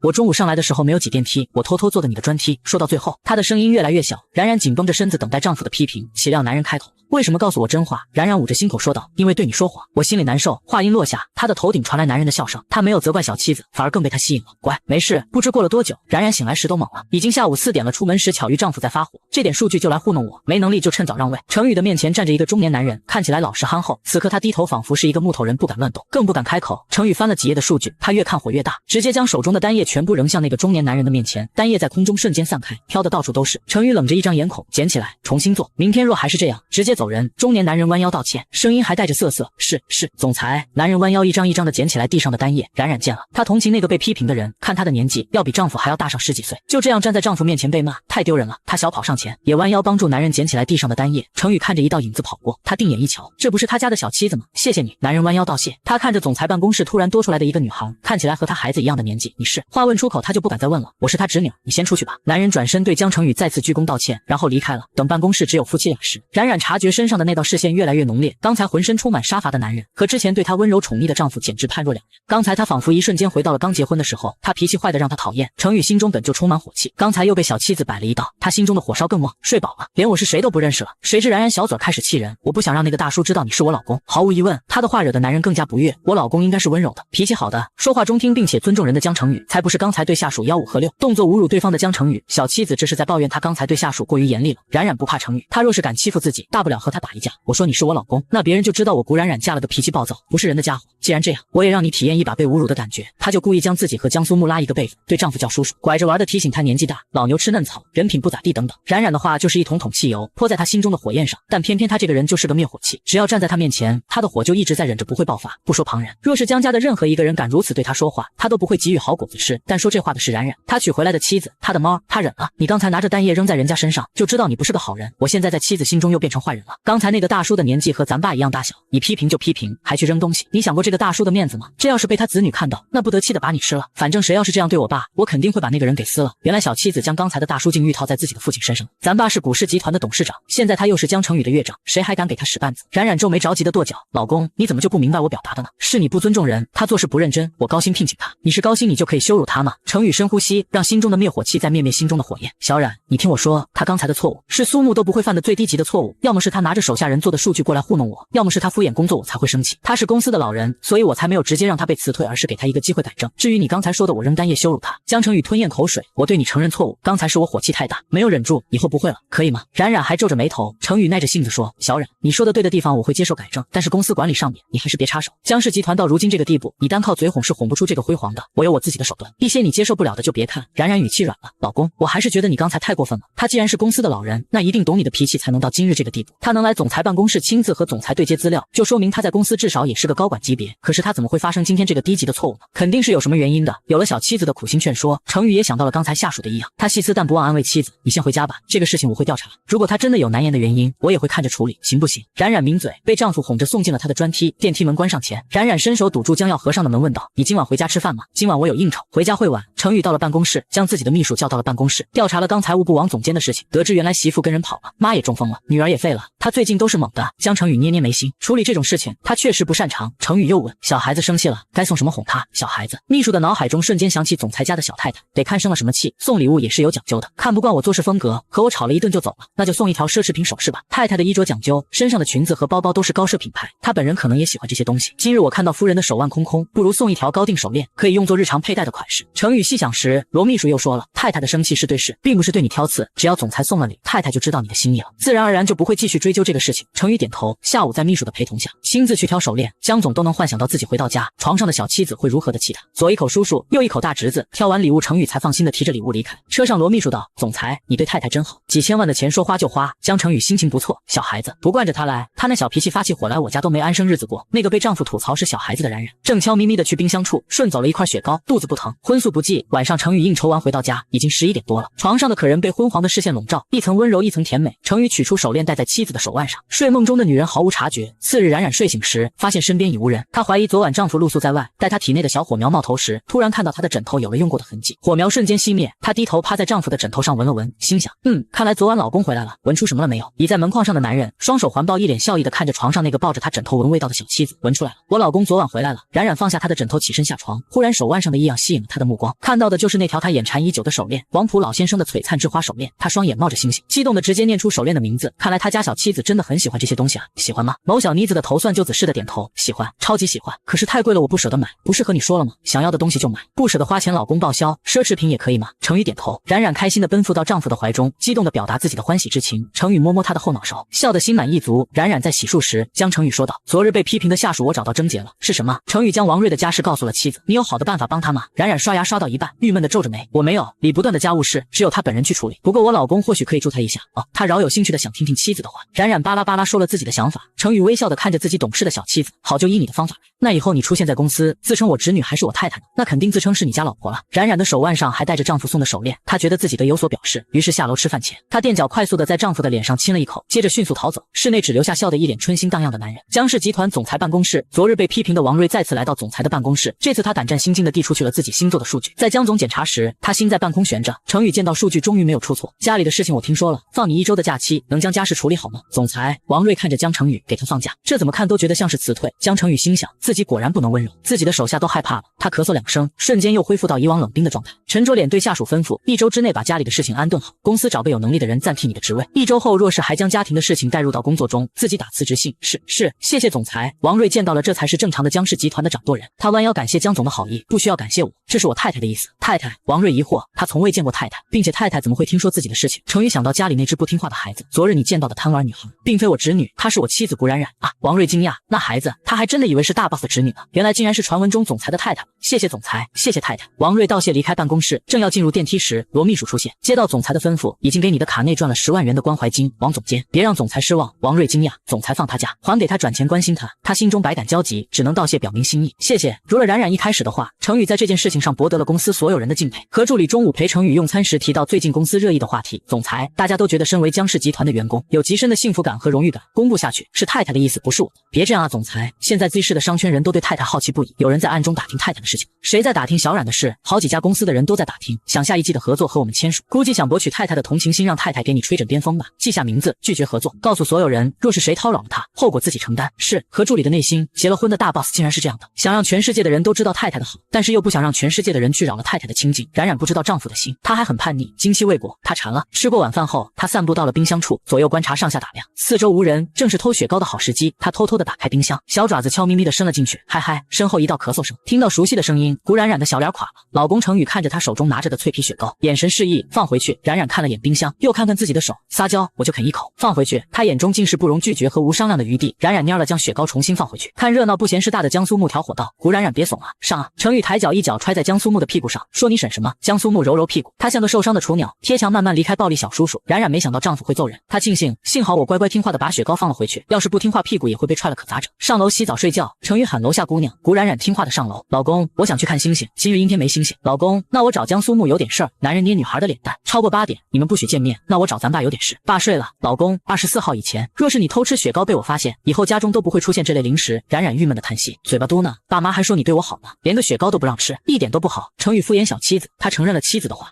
我对你一点都不好，在家还虐待你了，你知道就好。冉冉在他怀中小声控诉，不知不觉的睡着了，肚子也不疼了，也不缠着吃雪糕了。程宇半夜起床，让家中的佣人将冰箱中的雪糕藏起来，明日二少夫人若是问你们要雪糕，谁若是告诉他弄哪里了，直接辞退，永不录用。男人威胁，负责藏雪糕的佣人纷纷答应，管家也参与了藏雪糕的行列。二少爷，如果老爷也想吃怎么办？程宇看了眼管家，眼神凌厉，让他来找我要。管家讪讪笑了，家中看来还是二少爷有魄力啊，能降住老爷的贪嘴。有了程宇深夜的行动，翌日江家的餐桌上两个人板着脸，一个比一个不高兴。冉冉起了个大早，打开冰箱准备来一根解馋的时候，空了。同样早起的也有江老，他偷偷摸摸的过来找雪糕，咋空了？昨天还有20-30只呢。冉冉和江老这一对翁媳一起去找管家要个交代。二少爷说想吃雪糕去找他要，老爷也是如此。程宇话都这样说了，冉冉和姜老二人明摆着窃他的权威，不会去找他要的。于是餐桌上，翁熙俩人同仇敌忾，都瞪着程宇。魏爱华问：“你们都看程宇什么呢？”程宇的嘴角抿笑：“大嫂，小冉这是爱我。嘿，你把我雪糕藏起来，我怎么会爱你？”江程宇依旧淡笑，并未因此而生气。他扭头看着小妻子，顺顺他的小杂毛：“昨晚我如何说的？不听不听，不要你管我。”姜老觉得儿媳妇太厉害了，替他出了口恶气。冉冉，你别和程宇浪费口舌，今天放学回家再买几根雪糕，顺带给爸再烧一根巧克力口味的。冉冉哼了一声，答应了姜老的话。程宇慢悠悠地吃早点，心情甚好。送妻子去学校之前，他附身在小冉的耳旁低语一句，让冉冉瞬间火大。不行，那就乖一点，记嘴到24日，我不管你。姜总监记得逞。他目送妻子的车离开他的视线，姜老好奇不已。他问二儿子，你刚才威胁的冉冉什么？没威胁，只是告诉他，如果在学校不乖，偷吃雪糕，我会亲自到学校抓他，以她老公的名义出现。明知道冉冉不想在学校公布二人的身份，程宇却故意以此威胁，害得冉冉只好闭嘴。姜老指着二儿子，口吐芬芳，狡猾小人，商场上的奸招都用在你家你媳妇身上。姜程宇，你别做的最后冉冉不跟你过日子，闹着和你离。姜总淡淡的瞥了眼怒火燃烧的父亲，不是你让他嫁给我的吗？做了姜太太，没我的允许，他敢和我离婚吗？一句话，姜老噎住。程宇去自己的车内，他对姜老说，你不必气愤，1周内你一口雪糕也别想吃，你丫的！姜程宇，我是你老子，你管你媳妇就算了，你还想管在你老子头上？姜老气得大吼，甚至气得快蹦起来了。程宇开车从他面前淡然驶过，姜老气响的想捡起地上的石头扔在姜程宇的车上，奈何家中的地太平整，一块石头都没有。他气得回到了客厅。程宇以为能管控住冉冉吃雪糕，他就完成了一大心事，却没想当晚他下班回到家，一进客厅就闻到了一股浓浓的辣条味。他走近一看，冉冉和姜老又搜罗到了新的零食辣条。冉啊，你对爸真好，你这孩子真孝顺。姜老被辣得流着鼻涕还要吃，茶几上放了一碗水，里边还有油。姜老觉得辣条辣，于是冉冉为他接了杯温水，让他吃之前先过一遍水。不一会儿，苏木抱着3瓶牛奶出来了，他嘴角也是辣条。坐下后，3人一人1瓶拧开喝了起来，吃了起来。爷爷，你孙子孝顺不孝顺？你俩太孝顺了，比老二强多了，他管这个管那个的。你们说说，他管理一家公司还不够忙的，还有闲心来管我们吃雪糕，气死我了。姜老说完，他又拿了一根辣条吃。苏木也抽了一根。我叔肯定想不到，管住了你们吃雪糕，却没管住你们吃辣条。我觉得我叔遇到冉冉算是遇到对手了，他贼不听话，以后有我叔头痛的。程宇不说话，他就站在柱子处挡着自己的身子，细听室内人对他的控诉。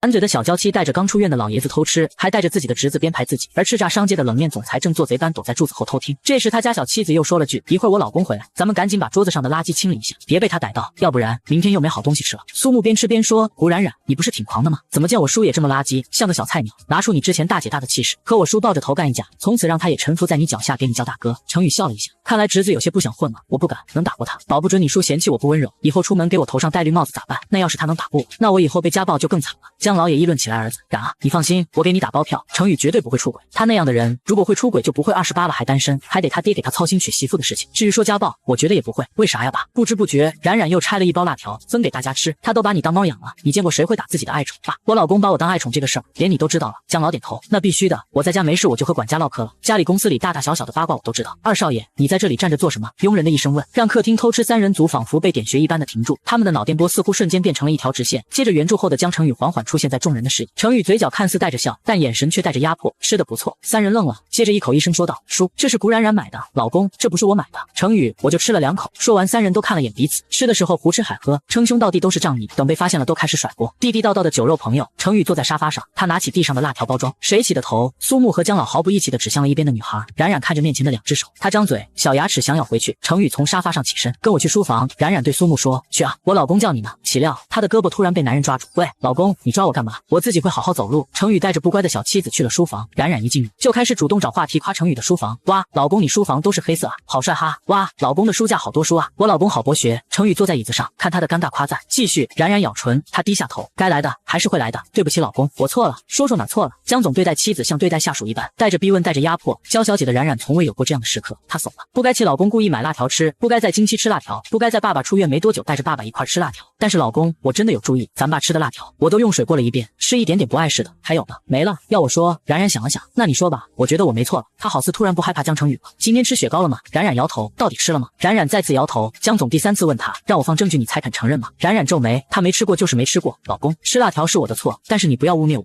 虽然我今日真的很想吃雪糕，但是我就在超市门口的冰柜上趴着看了10分钟，我没有吃就是没有吃。既然答应你了，我就肯定会信守承诺的，即使再馋也不吃。程宇刚才也是炸一下小妮子，毕竟他担心这孩子在学校被背着他不听话，没想到他竟然真的这么乖的没有吃，反而因为自己的不信任，还让他火大。明明一开始是他错在先，可到了后来，江总竟然觉得心虚。好了，没有吃，我冤枉你了，道歉。冉冉说，冉冉的胆子最近上了天，也不知道是不是程宇宠的缘故，让他小脾气飙飙的差。程宇摸了下鼻尖，他语气软了，不信任你是老公错了，哼，你道歉我也不原谅你。说完，冉冉傲气的转身离开了丈夫的书房。被丢下的江总地位貌似有些反了，不是他找小妻子算账的吗？出门后，苏木将他拽到一边问，你到底是怎么个死法？江老也好奇的凑到儿媳妇身边听八卦，只听冉冉说，道个歉就算了，毕竟是夫妻，不能真打一架。老二这么好说话，你只是道个歉就没事了。苏木也倍感好奇，我叔没有给你其他惩罚，他给我道歉，为啥要给我惩罚？啥？他给你道歉？江老激动的叫出声，到底什么情况？不是他们错在先的吗？为何二儿子会给他们道歉？对啊，他冤枉我在学校偷吃雪糕，我让他给我道歉，他道歉了，我没原谅他，然后出来了。爷孙俩愣住了。苏木是比较了解冉冉的为人的，他的脑子小，脑容量可能装不下那么多的东西，于是提醒道，你是不是忘了，你是去认错的，我们偷吃辣条，被我叔发现，然后你被我叔拽去了书房。这次轮到冉冉震惊了，对啊，他才是去道歉的。冉冉想起来了，他看着苏木皱眉，怎么办？我刚才还给你叔甩脸子。苏木拍拍冉冉的肩膀，语重心长道，看在兄弟12年的份上，我不会眼睁睁看着你死而不管的，我一定会为你买一副最好的棺材，把你厚葬。冉冉看着江老，爸，救我刚才我脑子抽了，我都不知道我怎么突然火大和我老公吵架的，怎么办呀？江老眼神躲闪的出歪主意，你要不主动进去认错吧，或许会被宽大处理。我不敢。冉冉怂了，一想到丈夫对待下属那果断狠厉的脾气，她担心自己进去会被骂得狗血淋头。但苏木推着她的肩膀，怂恿着她，去吧去吧，棺材我肯定给你买金丝楠木的，防水防潮还防虫，保你尸身千年不朽。苏木你大爷的，不许推我！苏木已经将她推去了程宇的书房门口，接着她和江老瞬间后撤，远离案发现场。冉冉欲哭无泪，只好咬牙做足心理准备。她抬手敲门，咚咚2声，没人回应。冉冉壮着胆子将门打开，然后走进去，小步子慢慢的移动到程宇的面前，低着头绞着手指，努着嘴道歉，老公对不起，我刚才没摆正自己的位置，我又错了。江总心情不错，他抬头盯着妻子的太阳穴，火气不是挺大的吗？继续发。冉冉摇头，不，我没火气，你认错的态度并不良好，我不原谅。老公，他抬头看着冷酷的男人，开口即是撒娇，我做错了，你好好教我就是了，难不成你还想打我吗？程宇冷笑，打你那我不就成为家暴了吗？冉冉点头，对啊老公，所以我觉得你不能打老婆，你老婆年纪小，你得慢慢的哄，慢慢的教，她把孩子气比较重，做错事了又知道自己错了，你得给个知错就改的机会。程宇望着讨巧的小妻子，可是我不想给怎么办？老公，你给一个吧，求求你了。冉冉去到丈夫办公桌内，她拽着丈夫的手撒娇，我保证以后经期内绝对不吃任何零食，我还保证以后听老公的话，乖乖的不吵架不顶嘴，不犟嘴不气人，我还承诺以后不胡搅蛮缠，不拗脾气，不背后吐槽老公，好不好？老公，求你了。江总依旧是那般的冷酷，他拿起旁边打印机中的纸，又取出自己的钢笔放在桌子上，他扭头看身边粘人的小妻子，去写保证书，贴在卧室墙里，提醒你每天遵守，不要吧，心里记得就好了。冉冉和丈夫谈条件，江总邪魅一笑，不行。冉冉后悔的咬舌头，早知道少说一点了。程宇摸着小姑娘的手，看着她的人，写吗？冉冉鼓嘴说道，老公，写保证书太没骨气，那你对我说一句我想听的话，我满意了就可以免了这次的惩罚。冉冉一听，那感情好啊，夸人嘛，她腹中词汇多的是，老公你真帅。程宇摇头，冉冉又说，老公你是人见人爱花见花开，车载车爆胎的存在。程宇继续摇头，老公你是风流倜傥的贵少爷，又是陌上人如玉的谪仙儿，还是世无双的俊美公子。程宇为妻子的这段夸赞做了个总结，以后言情小说少看一点，夸的一点都不走心。继续。冉冉吐舌，那老公你想听啥吗？让你想不出来就写保证书。冉冉愁了，自己应该说些什么才是丈夫想听的？要不我给你学猫叫？她试探的问，毕竟她家老公总是把她当小猫咪来着。程宇将她一把拽到怀中，弹了下妻子的脑门，把你脑子里的鬼主意给我收起来，好吧？冉冉低着头看着那张白纸，她难道真的要写保证书了吗？好不开心哦。冉冉沉默了5分钟，突然她声音低低的，像是蚊子哼的声音问了句，老公我喜欢你，你想听吗？虽然她的声音很小很小，但是程宇听到了，听得真切。小妻子的那一声太软了，他的心仿佛被一支猛箭射中，却不疼，软软的，这样的感觉他前所未有的舒服。他喉结滚动，望着那个耳朵已经红到了天际的女孩，冉冉又自言自语了一句，原来也不喜欢听啊。在他放弃了夸老公，准备拿起笔写保证书时，桌子上的纸突然抽走，他手中的笔也被夺走。我满意了。说完，他牵着冉冉的手离开了房间。屋外爷孙俩还在等冉冉的结果，可他平安无事的出来。怎么样？冉冉眨眨眼，没事了。我叔说的什么？冉冉摇头，什么也没说，也没惩罚我。苏木又问，那你说的什么？冉冉回答，我说了句我喜欢你。苏木江老两人无语，果然长得没嘴巴甜的人好办事。冉冉跟着丈夫回了卧室，她试探的问，老公，刚才那句话你听到了吗？男人低笑，明知故问道，哪句？冉冉一猜就知道男人听到了，哼，我就不说。程宇嘴角抿笑，记得你保证的，若再不乖，我真的要惩罚你了。哦，我知道了。有了程宇的警告，接下来的几天，冉冉老实本分。早上去学校时，她手中都会多一杯红糖水，回家对丈夫讨夸奖，老公，我今天都很乖，没吃零食也没去超市。程宇都会奖励妻子一个笑容和一句夸奖，做得很棒。有时候程宇应酬，他都会提前给冉冉打电话说，晚上不用等我吃饭，有饭局，那我给你留门，少喝酒，早点回。他每次回家，床上的小妮子已经睡着了，但卧室一直为他亮了一盏灯在等着他。不知不觉间，冉冉开学已经1个多月了，他已经将江家当成了自己的家，没有有之前的排斥现象，在江家生活久了，她发现江家的每个人都很可爱，对她也都很好，她都好喜欢。当然最让冉冉喜欢的还是她家老公，带着她去吃满香楼，陪她回娘家，送她包包，还每晚都搂着她。每天见到程宇，她的心情都是好的。这日在学校，程宇忽然给她打电话问她，今天放学我去接你。不要，我现在是校花，受人瞩目，你来了我们的关系就没办法隐藏了。江总淡笑，所以我被嫌弃了。干嘛说的这么直白？心里偷偷知道不就好了？冉冉笑着说，她和程宇偷偷打电话的样子被高倩冰看到了。冉冉笑得一脸幸福，我不和你说了，我一会儿还有课呢，拜拜。她挂了电话，看着手机屏幕还在笑。不一会儿，她又给另一个人打了个电话，激动地说，你偷偷的来，别让我老公发现，要不然我回去没办法解释。对，车子停在西门第3棵树下，你就在那里等我。我刚才骗我老公说我有课，他没怀疑。高倩冰从得知冉冉嫁给了江程宇后，她就处处压抑着自己。她曾经围着心意去奉承冉冉，但冉冉不理会她。后来她去勾引江苏木，故意在江苏木的面前扮柔弱哭泣，引起男人的博爱和疼惜感，但江苏木却一点都不解风情。我靠，你有病吧？他骂了句高倩冰，从此后也躲得远远的。自此高倩冰断了接近他们的念头，她开始时刻观察着他们，企图找个机会抓到他们的黑料，彻底掩盖自己的黑历史。终于她发现了冉冉对她丈夫说谎，还要偷偷摸摸的去见其他男人。高倩冰笑了，有趣，我倒要看看，一会儿你要去上什么课？校园人多，冉冉被人跟踪了都不知道。她回到教室问苏木去不去，爸在西门的第3棵树下等着咱俩呢，我才不去，去了干啥都是我掏钱我出力，我直接回家，这次我掏钱，我不信你抠门。真的，我老公说了，我花的钱他都给我报销。苏木激动地指着窗外，大姐，你哪见过小吃街的商家还特意带着发票的？况且你忘了，你是背着我叔偷偷去吃的，你敢让我叔给你报销吗？冉冉无语，苏木觉得自己绝顶聪明，他才不去呢。于是放学后，冉冉背着书包蹦跶着从西门出去，他看到外边站着一个衣着干净的老者，发烧已白但精气神很足。爸，你咋在外站着呢？晒不晒？快进去。冉冉打开车门，他拖着江老的小弟，让他进入了商务车内，接着他摘了书包放在车中，也钻了进去。爸，苏木不舍得花钱，他不去。意料之内，江老骂了好几句孙子，抠门鬼，一个月给他几百万的零花钱，让他给我花几百块都不行。冉冉，你回去和程宇说说，断了他的粮，给他个教训尝尝。好嘞，包在我身上。车内的人不知道，在刚才驶过的地方有一部手机镜头对准了他们。冉冉在江老住院时就答应了他，要带他去学校附近的小吃街尝尝。这日风和日丽，天气晴朗，正是出门的好时间，所以他和江老做了个约定。江老也兴致高高，激动的来到了冉冉说的地方。到了吃饭的地方，冉冉指着周围烧破的店铺对江老介绍，别看他们门面不好，爸，这可是 Z 大历代大学生的嘴吃出来的美味，没点拿手绝活，活不到现在。江老看着四周，对这里的破旧感十分满意，这里仿佛是40年前的 Z 市，我很喜欢。一瞬间仿佛回到了40年前。冉冉指着中段路上的炒虾尾，爸，那家是强推。江老开心的跟着儿媳妇出来讨嘴吃了，二人的照片又被人拍下了许多。吃的正开心时，冉冉的手机响了，他看到来电人，吓得心跳的慢半拍。冉啊，谁啊？江老看了眼儿媳妇的手机屏幕，好奇问，大老虎是谁？冉冉连忙摘掉手上的一次性手套，清清嗓音，将自己的声音调整到原来，然后滑动那个接听键，放在耳边小声喂。江老看着儿媳的这副讨好语气，他非常好奇到底是谁了。他正要开口问时，冉冉又立马喊出，老公，你有事吗？大老虎等于江程宇。江老一头问号，我二儿子是大老虎，这什么奇怪名号？不过他睿智的不上前打扰，毕竟他二人正在做的事情可是背着儿子偷偷进行的。电话中的江总心情不错，他温柔询问，在干什么呢？我在上课呢。江总意外的哦了一声，周围怎么乱糟糟的？冉冉立马藏在桌子底下回答，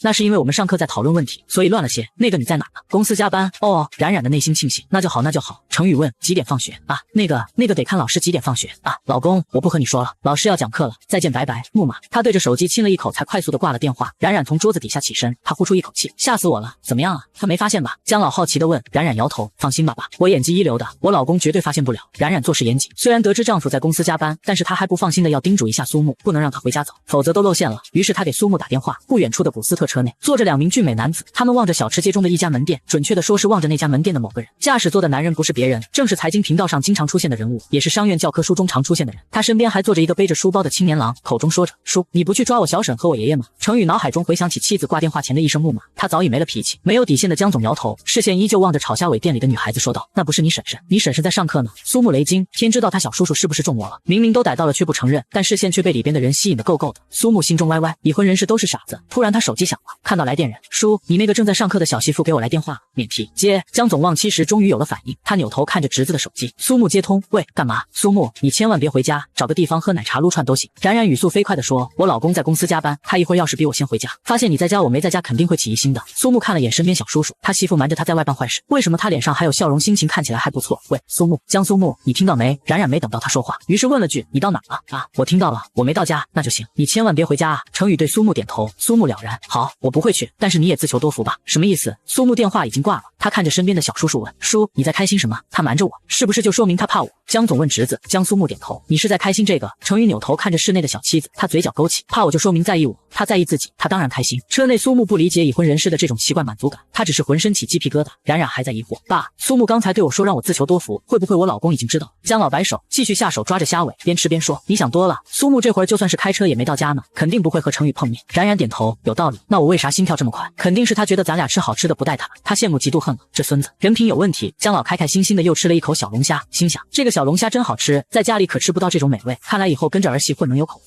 冉冉再次点头，觉得公公说的颇有道理。姜老开心，对对对，就是这样，吃，赶紧吃，一会儿再要一份。两人在店内吃，车中两人在看叔，你今天为什么突然来学校？苏木放学刚打算拦个车去游戏厅，就被小叔抓个正着。程宇对着他的脑门敲了一下，沉着脸问为什么逃课？苏木平白无故的挨了一顿暴击，他激动的为自己辩解，我没有逃课，这是我们课表，不信你看。苏木递出了最有力的证据，程宇拿在手心看了眼，他皱眉，小妻子骗他了，你婶婶呢？苏木突然想起冉冉要做的坏事，他瞬间后悔刚才不应该说那么多了，他可能在学校补课，你还有最后一次机会。程宇眼神带着威逼望着副驾处的侄子，他呢？苏木不想出卖朋友，他在上课，上次舞蹈班的老师告诉我说你不适合拉丁舞，那就转去学芭蕾舞。程宇话音落下，苏木抢话似的立马说，他和我爷爷约好了，今天放学背着你偷偷去小吃街吃炒虾尾，那家店的位置在小吃街的中段，我们3个人经常去聚餐，而且他还要拉我入伙，我觉得不能背叛小叔叔，所以我拒绝了。此刻苏木也忘了所谓的兄弟情姐妹爱，维护自己大腿跟不被劈叉才是王道。他还说的特别详细，连位置都告诉了程宇，并且还强调他和我爷爷上周就预谋好了，他们打探出来你今日公司有会议，会很忙碌，不会回家吃饭，所以挑了今天去吃。程宇冷笑，原来如此，亏了他下午心心念念他，亲自来学校接他放学，打算给他送个惊喜，晚上带他去满香楼用餐，结果这小妮子玩嗨了，甚至还骗自己说下午有课，若不是他偶遇侄子，他真的就被这个不乖的小妻子给骗了。程宇发动车子，在侄子的指示下去了那家虾尾店，这才有了后话。冉冉吃了多久，程宇就看了多久。后来程宇的手机响了，他挂了电话，驾驶车子离开。他将苏木放在离家近的路口，自己走回去。今天的事情不要对他多说一字。苏木点头，他下车目送小叔叔离开。冉冉回到家时，程宇果然不在家，他和姜老得逞的击掌。爸，咱们运气真不错。沙发上的苏木看着兴高采烈的二人，频频摇头，死到临头了还不知。冉冉上楼去洗澡，洗去身上的油烟味，然后喷上程宇最爱的香水，迎接丈夫回家。深夜程宇回来了，贪嘴儿的小妻子也回来了，她笑盈盈的迎上程宇，看到他时眼睛都笑弯了。程宇边换鞋边笑问，见到我这么开心？冉冉点头，你是我老公，我见到你当然开心，那为什么不让我去你学校接你？冉冉可爱的鼓嘴，我老公太帅了，怕别人嫉妒，我老公太有钱了，怕别人羡慕，我老公太好了，我不舍得让别人见。路过的苏木直接喷水，妈的，他从不知道冉冉嘴巴这么甜，这么会哄人。男人心情极佳，上手搂着他的小细腰问，下午上课辛苦吗？冉冉还脸皮厚的点头，可辛苦了，今天下午4节课呢，我写字写的手腕都疼。苏木内心，你丫的，你那是吃炒虾尾吃的手腕疼。程宇若不是下午亲眼瞧到小妻子吃虾尾的欢快模样，他一定又会被这小丫头给骗了。那老公给你揉揉。冉冉点头，好呀好呀。苏木不知道从哪儿搬了个凳子坐在门口，坐等小叔叔打媳妇，但是他等到花都败了也没等到小叔说冉冉半字不是，仿佛他下午真的什么都没看到。姜老爷洗过澡，身上没有了小吃街的味，他解了馋，口中还意犹未尽，但心情十分不错。他少有的和儿子儿媳唠嗑。程宇，你给冉冉的手机名字备注是什么？猫。嘿，你们夫妻俩奇怪，人家的备注都是老公啊老婆啊，你家这俩一个是猫一个是大老虎，真时髦。程宇扭头看着粘在他胳膊上卖乖的小妻子，笑意浓浓，我是大老虎。某只小猫回答，你是我老公，我老公被外界称为商界的王，林中之王是老虎，所以嘻嘻，老公，那你喜欢我这个备注吗？我更喜欢老公这个备注，那你也得把我改成你老婆。某小冉抱着丈夫的胳膊撒娇，她整个人都快钻到程宇的怀里了。程宇刮了下妻子的鼻头，道了句小孩子性子。姜老金，二儿子和二儿媳是不是在对我撒狗粮？苏木无语，答我小叔叔为什么不打服冉冉？时候不早，程宇搂着妻子回了卧室，屋门反锁。江程宇低沉的嗓音问他，小冉骗过老公吗？冉冉浑身紧绷，被抱着浑身不自在，骗过老公吗？自然是骗过，这不下午还骗的吗？此刻他安静的不说话。程宇看着纠结的小孩，四目相对，他又问骗过我吗？冉冉抿唇，他低着头点头。那人的脸上浮现笑容，他只要这一点答案就够了。上次坐电梯的事情，老公已经知道，不需要自责。冉冉惊愕的抬头，程宇故意给他台阶下，那次的事情不必放在心上，小冉以后要记得乖一点，听话一点，不论你做什么事情，老公都会原谅你，包括骗他。江程宇话说的太早也太满，殊不知几日后，他因为这句话被自家的小妻子气了个半死。他去洗澡了，冉冉松了口气，人果然不能做亏心事，要不然心里总想着他。夜半程宇又来撩拨单纯的小妻子，准确的说，是某小冉先上手的。此处有2000字，因糖分超标，国主帮你们看了哈。夜晚某小冉还在谈甜腻腻的恋爱，却不知一场关于他的阴谋，深夜在学校的贴吧论坛上炸开了锅。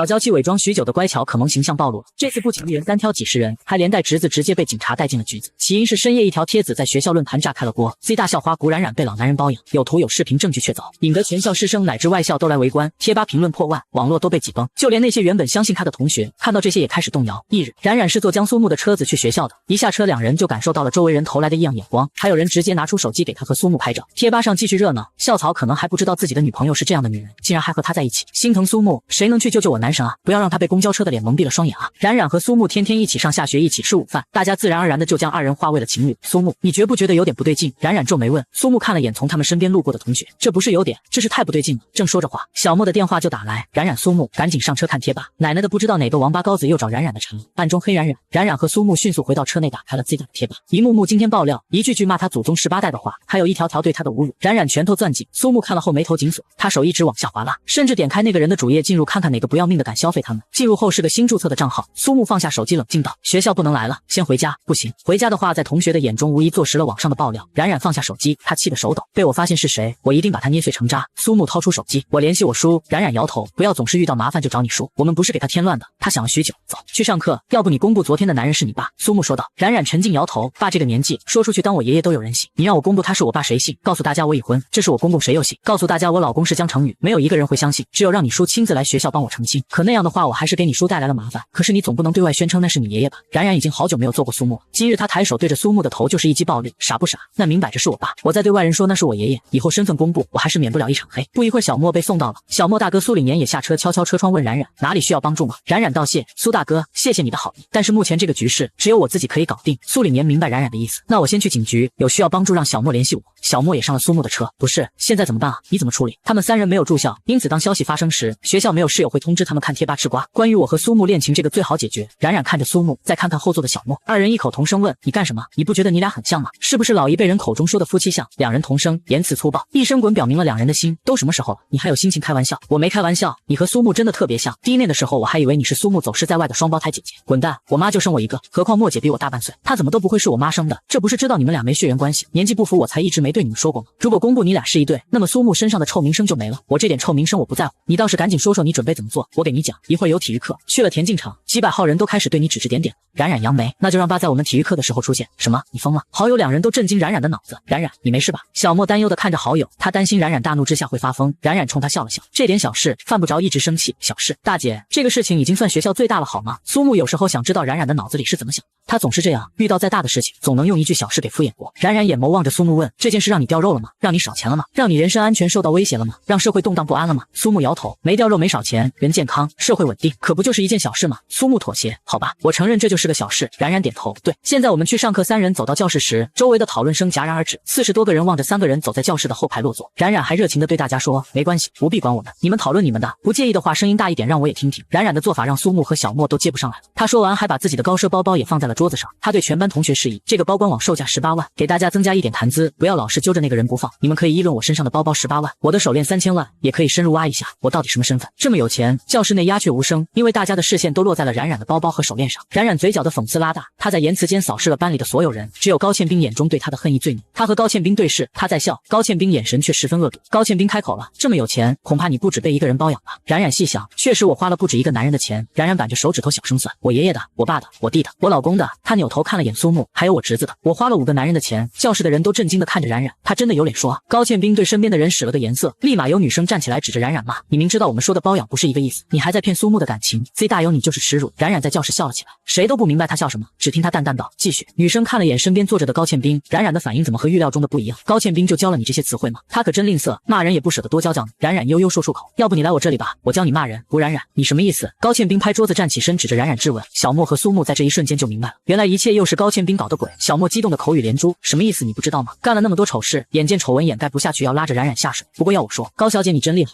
我都想给你拍拍手鼓鼓掌呢。我家冉冉的名气托你的福，在外校也出名了。可是有一点我就瞧不上你的做派，为什么非要半夜发布呢？为什么就不敢用自己真实的账号发布呢？你白天公布会死啊？你不知道我们晚上都在睡觉吗？睡醒还要调查是谁公布的视频和图片，我们吃瓜都吃得累。冉冉对小莫比了个虚的手势，他声音不大不小的说，小莫，身为同学，要体谅同学的辛苦，夜店上班很不容易的，人家晚上还是趁着上班的时间偷偷摸摸发的，我们就不要为了我们的观感而为难人家，体谅夜店工作者吧。冉冉的话极具讽刺，让高倩冰火气难以压抑。对，冉冉说的太有道理了。小莫体贴地问，倩冰同学，昨晚辛苦你了，一边陪酒，还要一边给我们学校的学生找乐子啊！你们找死啊！高倩冰冲上去就要打小莫，冉冉眼明手快，他迅速上前抓着高倩冰的胳膊踹了他肚子一脚，动作利索地将他胳膊扣在桌子上，握拳朝着他的头一拳捶下。他的动作干练，没有一丝的拖泥带水，让教室的同学大为震惊。不，冉冉会打架，震惊远远超过了高倩冰的呼救。后来老师走到教室才终止了一场闹剧，高倩冰在冉冉这里讨不到一点上风。苏木左边是小莫，右边是冉冉，他给2位大姐鼓掌。我和你们坐在一起，我觉得我就是废物。刚才2人吵架太毒了，他愣是插不上一句，特别是冉冉打架，每次都那么的有看头。苏木崇拜冉冉，连称呼都变了。小婶婶，如果老师没来，你会把他胳膊崴断吗？甜美的外表，恶魔的心肠，软软的嗓音说出了很辣的话。会。1个小时后，姜老在管家陪同下来到了学校的田径场。他这次出场带着他装饰用的拐杖，明明走路健步如飞，却非要带根价值不菲的拐杖彰显自己的社会地位。管家，你说冉冉突然叫我来学校干啥嘞？管家紧跟着姜老道，许是2少夫人又要带着老爷去吃好吃的了，哈哈哈。若真是如此，那我这儿媳妇也太孝顺了吧？还是我姜家有福气，都以为娶了个娃娃进门，家宅肯定不得安宁。但是你看看，自从冉冉进门，我们江家那日子过得是红红火火、热热闹闹的。江老自动忽略出相识时的不愉快。他一想到这几次二儿媳带着自己吃的零食，他心里美滋滋。雪糕之前我瞧都不瞧一眼的，辣条那都是垃圾食品。管家，你知道跳跳糖吗？吃到嘴里那小粒蹦蹦跳跳特别奇怪，之前我都不知道。幸亏冉冉进了门，要不然这些好吃的我去哪发现去？我活一辈子不吃这些好东西，到死那我不亏死了。路边的炒虾尾，你知道那种感觉吗？麻酥酥的、辣丢丢的，还香喷喷的，我都没吃过这么好吃的。冉冉还说了，下次带我去吃夜市。这孩子太孝顺了，比老二都孝顺。管家从江老的字里行间听出了他的那种自豪感。二少夫人不是寻常人家的千金小姐，她古灵精怪的，鬼点子特别多。那是也不看看她是谁家儿媳妇，江老又飘飘然了。不得不说，成语娶冉冉，这个媳妇真娶对了。这小丫头改变了爱华对她的看法，改变了我的主意，还改变了程宇的性格。之前你见过程宇对谁有笑脸吗？但是你看冉冉进了门，她哪天嘴不都是笑的？江老越说越觉得冉冉好了。不一会儿，学校的下课铃声响起，冉冉和苏木走出教室去了田径场。冉冉、苏木，江老还在田径场等着呢，你们俩先去，我换个衣服，一会儿跟上。苏小沫对二人说，田径场中间的老者最引人注目，那不是我爷爷吗？苏木指了指操场的江老，冉冉也看到了，他在操场上冲江老大喊一声爸。江老转身一下子就瞧到了他那讨喜的儿媳妇，还有他那扣扣搜搜的大孙子。哎，冉啊，爸来找你了。江老嫌用拐杖碍事，直接手握着拐杖柄，步履稳健的朝他走去。冉冉出现时已经备受瞩目了，他又高喊一声爸，瞬间吸引了周围所有人的目光。江老兴高采烈的到了冉冉跟前，苏木咧着嘴小声的喊了声爷爷龟孙子。江老上手对着苏木的头又敲了一下，喊这么小声，觉得你爷爷我丢你人了？苏木摇头，他手揉着自己的头顶，爷爷你快赶紧帮我小婶婶澄清吧。江老疑惑了，澄清什么？这时操场上也响起了鼎沸，快看那个老头子是不是昨天古冉冉带着出门的人？对对，是他，但是为什么是他爸？他爸这么老吗？笨，爸爸可以有很多。亲爸，金主爸爸，当然认个干爸又不是不可能了。周围人的话就像无数根火柴，瞬间点燃冉冉内心的火焰。江老也怒火中烧，原来昨日儿媳带自己吃饭，却被有心之人构陷，让儿媳受了委屈。冉冉去到那个侮辱他、侮辱父亲的人面前，一言不发，扬手就是一巴掌。姑奶奶今天教你什么是做人？打架了。古冉冉被说中恼羞成怒了，我们不过是说出了实情，大家快去救人。高倩冰在操场上突然一吼，周围看戏议论的人纷纷朝着冉冉围去。苏木扭头，他将苗头对准高倩冰，妈的，活腻歪了。他夺走爷爷手中的拐杖，上前对着高倩冰的脑袋就是一棍子。苏木恼火极了，他用了全身力气去敲了高倩冰脑子。那一瞬间，高倩冰觉得头昏脑胀，似乎要晕倒。江苏木，我姐是高远，你打我就不怕你输啊？在他话未尽，苏木直接一脚跺在了他的脸上。他恼了，第一次苏木火气这么大，太狠了。他是直接用脚跺在高倩冰脸上的，他的鼻子瞬间出血，脸上都是血。周围的老师要上前阻拦，江老大声喝止，他就要看着那个女人被孙子打。管家已经去女人群中保护冉冉。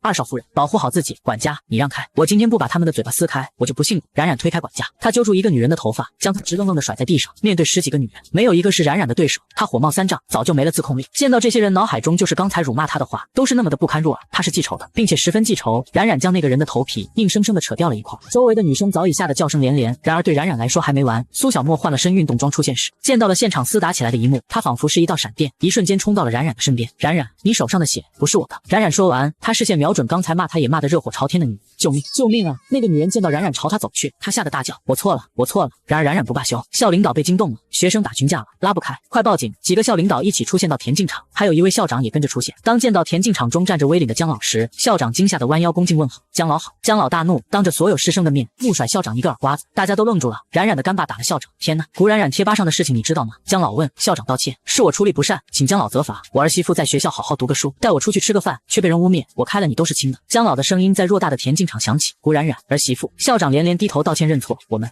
正准备汇报给江总，我们不知道事情会发展到这个样子。江老您息息火，这件事我们一定会给少夫人一个交代。周围的校领导连忙上前关怀的问候冉冉，希望她没事，自己则能抱住一个饭碗。但是当看到被冉冉打的人，校领导止过。江老见到冉冉的手流血，他又痛骂校长：我儿媳妇若是有个三长两短，你们这些领导统统给我滚蛋！他上前心疼的拿起冉冉的手检查，都流了这么多血，肯定很疼吧？爸，这是别人的血，那你打人肯定也很疼吧？在江老准备带着儿媳妇去医院检查时，警察突然出现，领头的竟然是苏领言。靠，我哥！苏小沫趁着人多，他提前溜，如果被他家妹控的哥哥知道自己参与打架，自己就完蛋了。苏领言瞧着操场上那抹熟悉的背影，他未说二话，打算回家再收拾某个小女孩。上午11点，江成宇在会议室开会，何助理突然慌里慌张地冲进去，总裁，快去警察局。程宇眉头紧锁，对助理的冒失十分不悦，他阴沉着眸子问，何事慌里慌张的？是太太。何助理只说了3个字。程宇立马从位置起身，散会。他未交代后续，迅速离开了会议室。苏木和冉冉被抓，江老不放心的也跟着去了警察局。这个警察队长苏领言一点不畏惧他的权势，即使他威胁，这个队长依旧要在众目睽睽之下带走他的儿媳妇和大孙子。到了警察局，冉冉和苏木被关押了起来，还有其他参与打架斗殴的同学也被抓了起来。为了避免再次打架，警察将他们分开关押。冉冉和苏木关在一起，高倩冰那副惨样，你打的？冉冉问苏木，那必须的，我还得和你说个事儿。高倩冰整容，她的鼻子是垫的，下巴里边塞的有东西，我当时就朝着她的脸上下功夫了，她的脸以肉眼可见的速度变形。冉冉给苏木竖了个大拇指，就冲你这次，以后在家婶婶罩着你。苏木得意的甩了下自己的发梢。江老没被关在笼子里，不过他搬了个小板凳坐在在外边陪聊。然啊，你这一点都不温柔吗？小脾气火爆的。爷爷，我早就告诉过你们，不要被他的表象所迷惑，他真的特别彪悍。冉冉踹了苏木一脚，他对姜老极力挽回自己的形象。爸，我平时一点都不暴躁的，在家的时候你看我温不温柔，乖不乖？这次是别人先惹我，我才发飙的。那谁发火脾气不火爆呀？对不对？说到最后，他都有些心虚的结巴。姜老若有所思的点点头，转头再一想，可是也不对啊，我们发火脾气再火爆，那也没你的手段残忍啊，给人家一个女孩子的嘴放在地上摩擦。冉冉此刻想起用乖巧伪装自己，那爸爸你就说他们该不该揍吧？姜老一想起那些人骂儿媳的话，他激动的拍腿。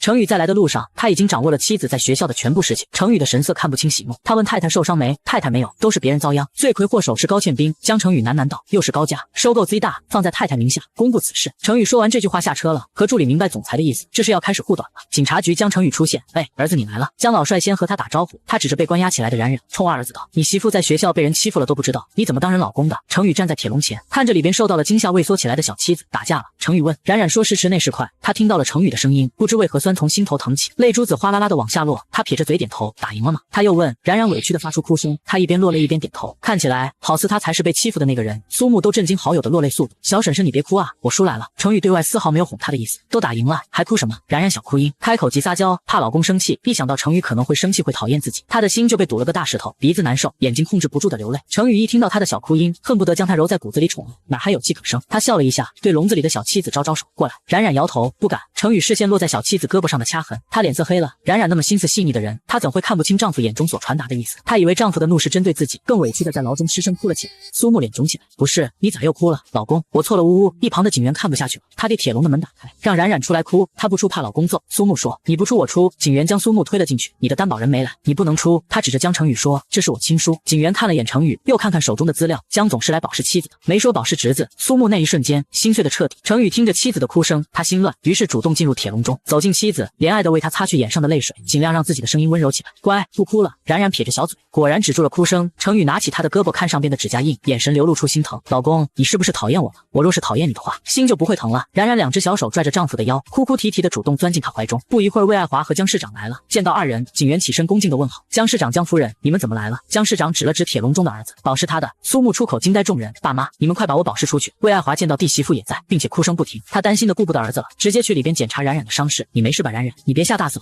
怎么哭成这样了？谁打的？是不是哪儿受伤了？快让大嫂检查检查。冉冉孩子心细，他抱着程宇的腰不离开，哭得抽泣。大嫂，我没事。魏爱华显然不信，都哭成小泪人了，怎么会没事？你别瞒着大嫂，乖，有什么事告诉大嫂。你这孩子怎么让大嫂这么心急呢？一旁的苏木拽拽母亲袖子，妈，你儿子我在这儿。魏爱华看也不看的推开儿子，他继续担心的目光看着冉冉。后来是程宇搂着粘在他身上的小妻子说，大嫂，冉冉没事，刚才见到了我，她委屈了在哭，这会儿是在对我撒娇呢。江家一家六口浩浩荡荡的离开了警察局，另一间铁笼中关押的20多名同学皆震惊的闭口不言，误会大了。今日得到的消息足以震惊 Z 大，一股冉冉没有被包养，那个老头是她的公公，二校花竟然结婚了，丈夫竟然是名震国际的江成宇，三校草不仅是个官二代，还是个不折不扣的富二代，四校花和校草不是男女朋友，人家俩是一家人，亲婶婶和亲侄子。一瞬间他们都觉得世界魔幻了，现在想想贴吧上的一切都是那么的可笑，我们都是被利用了。终于有人脑子想明白了，姜老还在大夸儿媳妇好身手时，程宇心中只有心疼。在车上他就抓着妻子的手和胳膊检查了许久，到了家中他二话不说，带着妻子先上楼，回到卧室反锁屋门，就要检查冉冉身上的伤。冉冉摇头不肯，程宇欲要对他动粗时，他的手机响了，是助理 Z 大已经收购事情的始作俑者，现在在整形医院接受治疗，被太太打伤的两人已经出了急救室，贴吧上与太太有关的所有信息都抹去了，参与打太太的那些人已经全被警察抓了起来，辅导员正要去保释。总裁，下一步什么指示？程宇被自家小娇妻闹得心乱，参与打架的人全部开除，发帖的3人不仅开除，还要把他们送到警察局。骂太太的评论点赞最多的10人全部发律师函，对默不作声的校领导直接让他们滚蛋。冉冉看着眼前的男人在为自己出头，他鼻头酸酸的，心里却甜甜的。老公，我好喜欢你啊。程宇被他软软的一声说到了心窝，他看着娇软的小妻子，脑海中只有小妻子被人欺负的画面了。这天他抛弃公务在家陪了小妻子一下午，他吵闹着不让检查，实际上是他知道自己后背有伤，担心丈夫看到会心疼，他的背后有一片淤青。程宇手中拿着药膏在为他温柔的涂药，他的小软音又开始撒娇了。老公，你不要生气好不好？程宇越看越心疼，越心疼就越气，明天去给我打回来。冉冉转身猝不及防的和丈夫眼中的心疼撞上，程宇又重复了一句，明天去学校把今日身上的伤全部给我打回来。某小冉弱弱的说，老公，我会被抓到警察局的，有我在你怕什么？他江程宇的妻子不能受到一点点的欺负，否则就是他这个男人的无用。小冉，我是你老公，从遇到你那一刻起，我就得保护你。丈夫的眼神无不告诉他自己的认真。冉冉看到丈夫，她忘却了反应，被小妻子泪眼汪汪看着时，程宇忍不住的对着她花瓣般水嫩的唇吻了上去。咚咚咚一阵敲门声响起，程宇他恼火的看着门口方向，语气不善，谁了？程宇，我是大嫂。魏爱华对小冉不放心的又是一顿询问和检查，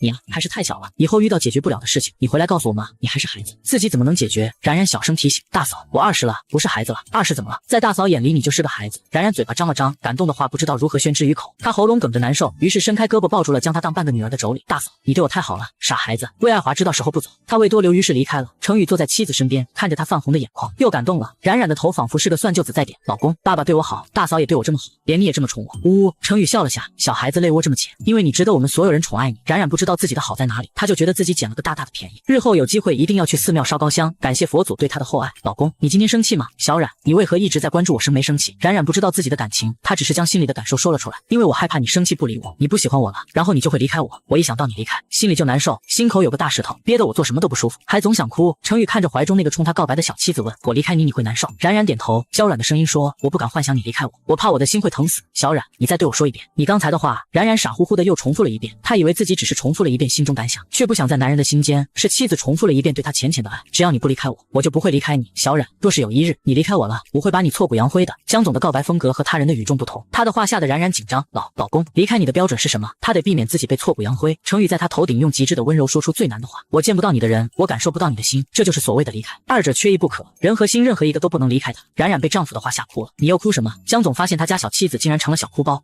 老公，我怕我以后出门旅游你见不到我会把我杀了。那倒不必，你老公不是那种不讲理之人。冉冉觉得自己的小命被挽救回来了，可是他又怕的事情发生了，万一我以后心思不在你身上了，你别打我屁股，你听我把话说完不中听。他继续打，万一我以后的心思放在你儿子和闺女身上了，你会不会杀我？我儿子和我闺女的妈是谁？肯定是我。程宇低笑，那也没关系，我甚至很期待猫咪的肚子里生出来2只小老虎。冉冉被调戏的脸色又没出息的红了，不和你说了，我要睡觉。某人睡眠质量佳，不一会儿的功夫就能听到她规律的呼吸声。她躺在丈夫臂弯中，更像是一个小孩子了。翌日，冉冉已婚的事情没有瞒住，被全校人皆知。后来她这个已婚人士光荣的从校花榜首下岗，接替的人竟然是小莫。苏木是富家子弟，一经爆出她更受追捧，她身边出现的有心人士越来越多。苏木气的脏话都飙出口，老子叔有钱，不是老子有钱，那么想和有钱人凑，去勾引我叔啊！话音说完，她一边的小婶婶揍了她一顿，让谁去勾引你叔？不过冉冉虽然不是校花了，但是她换了个身份接大校长，她知道这个事儿也是很震惊，自己怎么打了个架，咋还成了学校老大呢？某小冉慌里慌张的给丈夫打电话说自己身边发生的恐怖事情是我做的，以后学校你一手遮天，你一个人说了算，胆敢再有人消费你，一切决定权在你手中。冉冉实话了，老公，我不想操心学校的破事儿，你玩就行了，或是老公替你操着心。冉冉越发笃定，我上辈子一定是烧了高香，要不然这辈子为什么会有这样的狗屎好运，遇到这么好的老公？老公，我爱你。电话那边的男人沉默了，某小冉半天得不到丈夫回应。老公，你还在听电话吗？我在。程宇回答道。接着他追问，既然爱我，那什么时候为我生2只活蹦乱跳的小老虎？冉冉面对丈夫的催生，她迅速变化，哼，我不爱你了。催生就算了，还催她生2只，猫咪的肚子怎么能装小老虎呢？男人低笑，不想生啊。冉冉脸红，哪有你这样子的老公？一边口中说我是孩子，一边又让我给你生小孩子，你太双标了。一边偷听2人聊天的小莫和苏木皆是一脸震惊，冉冉要生孩子了。江总被控诉，他心情更好了，甚至问下午几点放学。这次你老公可以光明正大的去接你放学了吧？冉冉抿嘴，心中一个鬼主意形成，不要，我今天有浪漫约会。他说完这句话，迅速将电话给挂了。小莫和苏木同时问，你和谁约会啊？秘密。他卖了个关子，下午4点半学校放学。冉冉快速的和好友道别，他直接打车去了一家鲜花店，我要12朵红玫瑰，帮我包装好。30分钟后，冉冉心满意足的拿着自己买的玫瑰花上了出租车。办公室内，程宇正在窗户边给侄子打电话打探消息。小冉今天和谁走了？他一个人走了，那他今天要和谁约会？这才是江总真正在意的。他忍了一下午了，都不知道谁都那么大的面子约他妻子出门吃饭。苏木摇头，我不知道啊，不过今天放学他蹦蹦跳跳的可开心了。江总更不愉快了，他到底要去见谁？竟然还蹦蹦跳跳，到底是哪个男人？被他发现，他一定会把勾引他小妻子的男人捏碎。是你啊，笨蛋老公。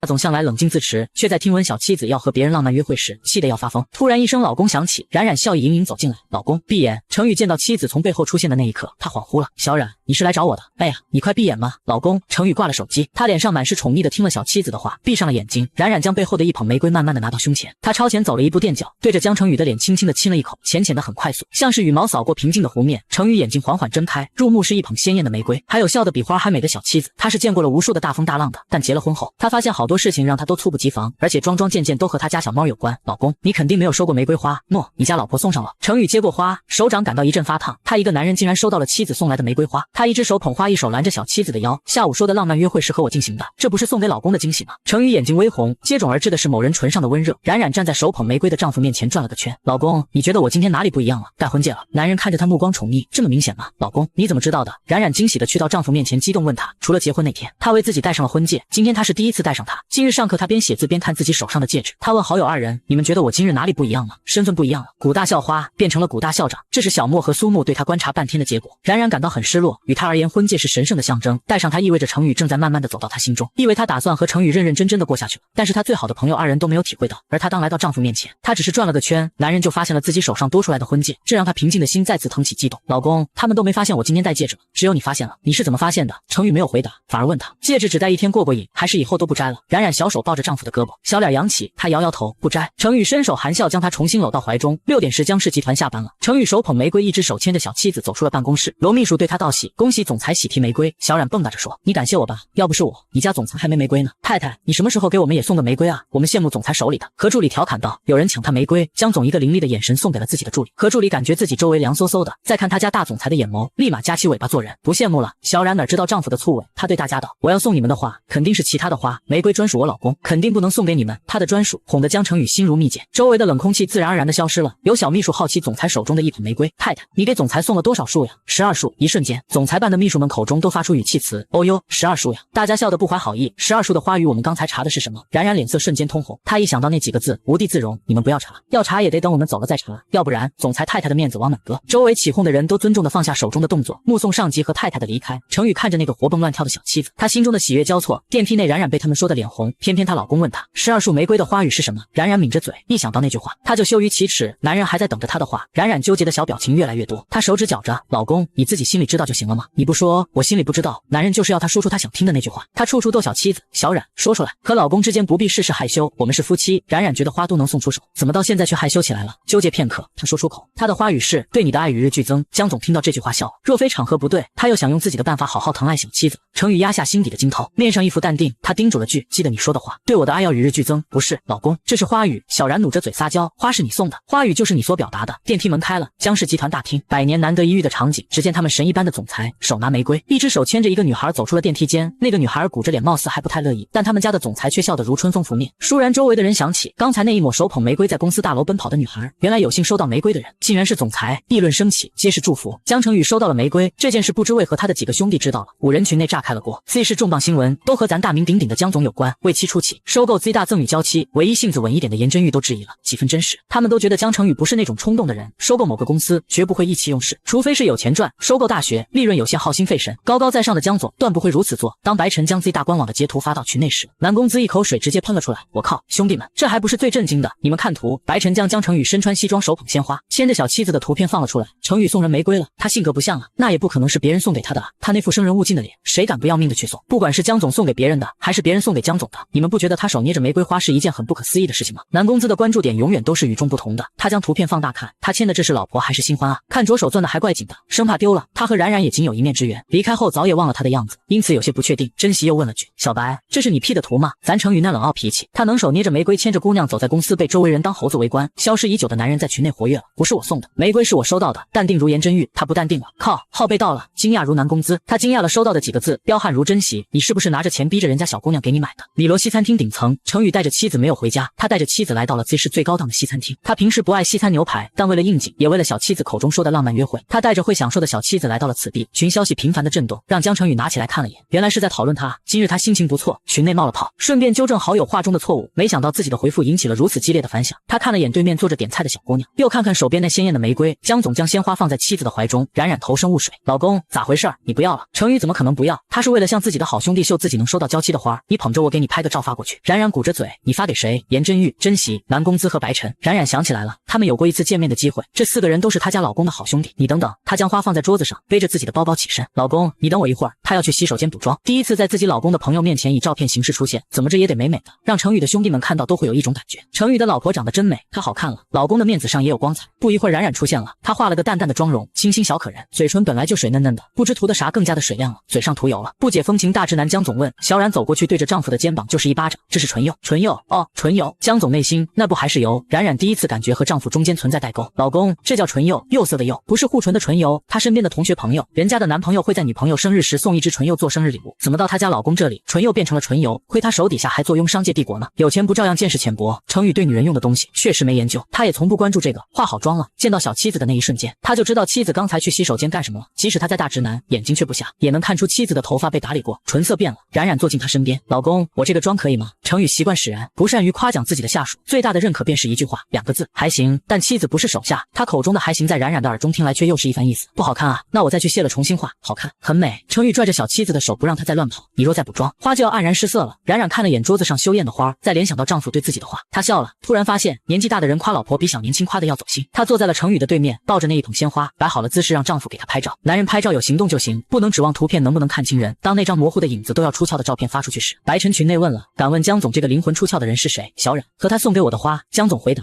南公子友情建议换个手机吧，像素就不回来了，没钱。我支你点儿。少女拍完照那是要经过加滤镜、修图美颜、修周边才可以发出去的。冉冉是小女孩，对自己的照片要求的也更严格。老公，你手机让我看看拍的美不美，我加个滤镜，你再发。发过了，你很美，真的啊，快让我看看。冉冉更兴奋了。冉冉划拉他们的聊天记录，只看到了一张模糊的图片。老公，图呢？就是刚发的那个。冉冉将手机示意让丈夫看，就这个。江总脸部红心不跳的点头，这个美。冉冉反问，拜托这个照片，他本人都看不出是自己了好不好？程宇尴尬的咳了一下，我觉得很美。一边陪侍的经理看到图片，都抿不住的想笑。江总确实厉害，商界鬼才，但是拍照上一个8岁的孩子也拍得比他好啊。江总，江太太，要不我为2人拍个合照？冉冉觉得丈夫的拍照技术浪费了自己的补妆，她眼神看向身边的经理，你会吗？若是再给我拍个灵魂出窍，今天这顿饭我就要吃霸王餐了。灵魂出窍倒不会，但是霸王餐，江太太您可以吃。冉冉看着对面眼神躲闪她的丈夫，她气鼓鼓的将手机交给了身边的经理，给我拍美一点，我老公怎么样都无所谓，把他拍变形也不是不可以。程宇从小妻子的话语中听出来了，她生气了。拍完后，冉冉看了每一张都十分满意，她喜欢的点头，然后将手机递给丈夫，你重新发一张我们的图片到群里，不许发那张模糊不清的。程宇听了自家小妻子的话，在他的视线下，将一张清晰的图发到了群内。男公子立马出现，这么快就换了部手机？江总还是你江总，结婚速度，换手机也这么速度？颜真遇到，抓重点是合照。我们兄弟20年，和程宇有过合照吗？白晨啧啧，这次看清楚程宇媳妇的脸了，长得还不错啊。江总这波老牛啃嫩草，真是啃到地表了。冉冉刚刚点菜结束，她让经理去准备时，自己坐在了丈夫身边，看他们兄弟几个聊天。不一会儿，冉冉要的牛排和鹅肝都送上来了，她拿着自己的手机，吃前手机先吃。老公，你别动，我还没拍完，等他拍完，2人才开始吃饭。一顿西餐在不知不觉中吃完，回到家中，程宇手中的玫瑰花瞬间吸引了江老兴趣。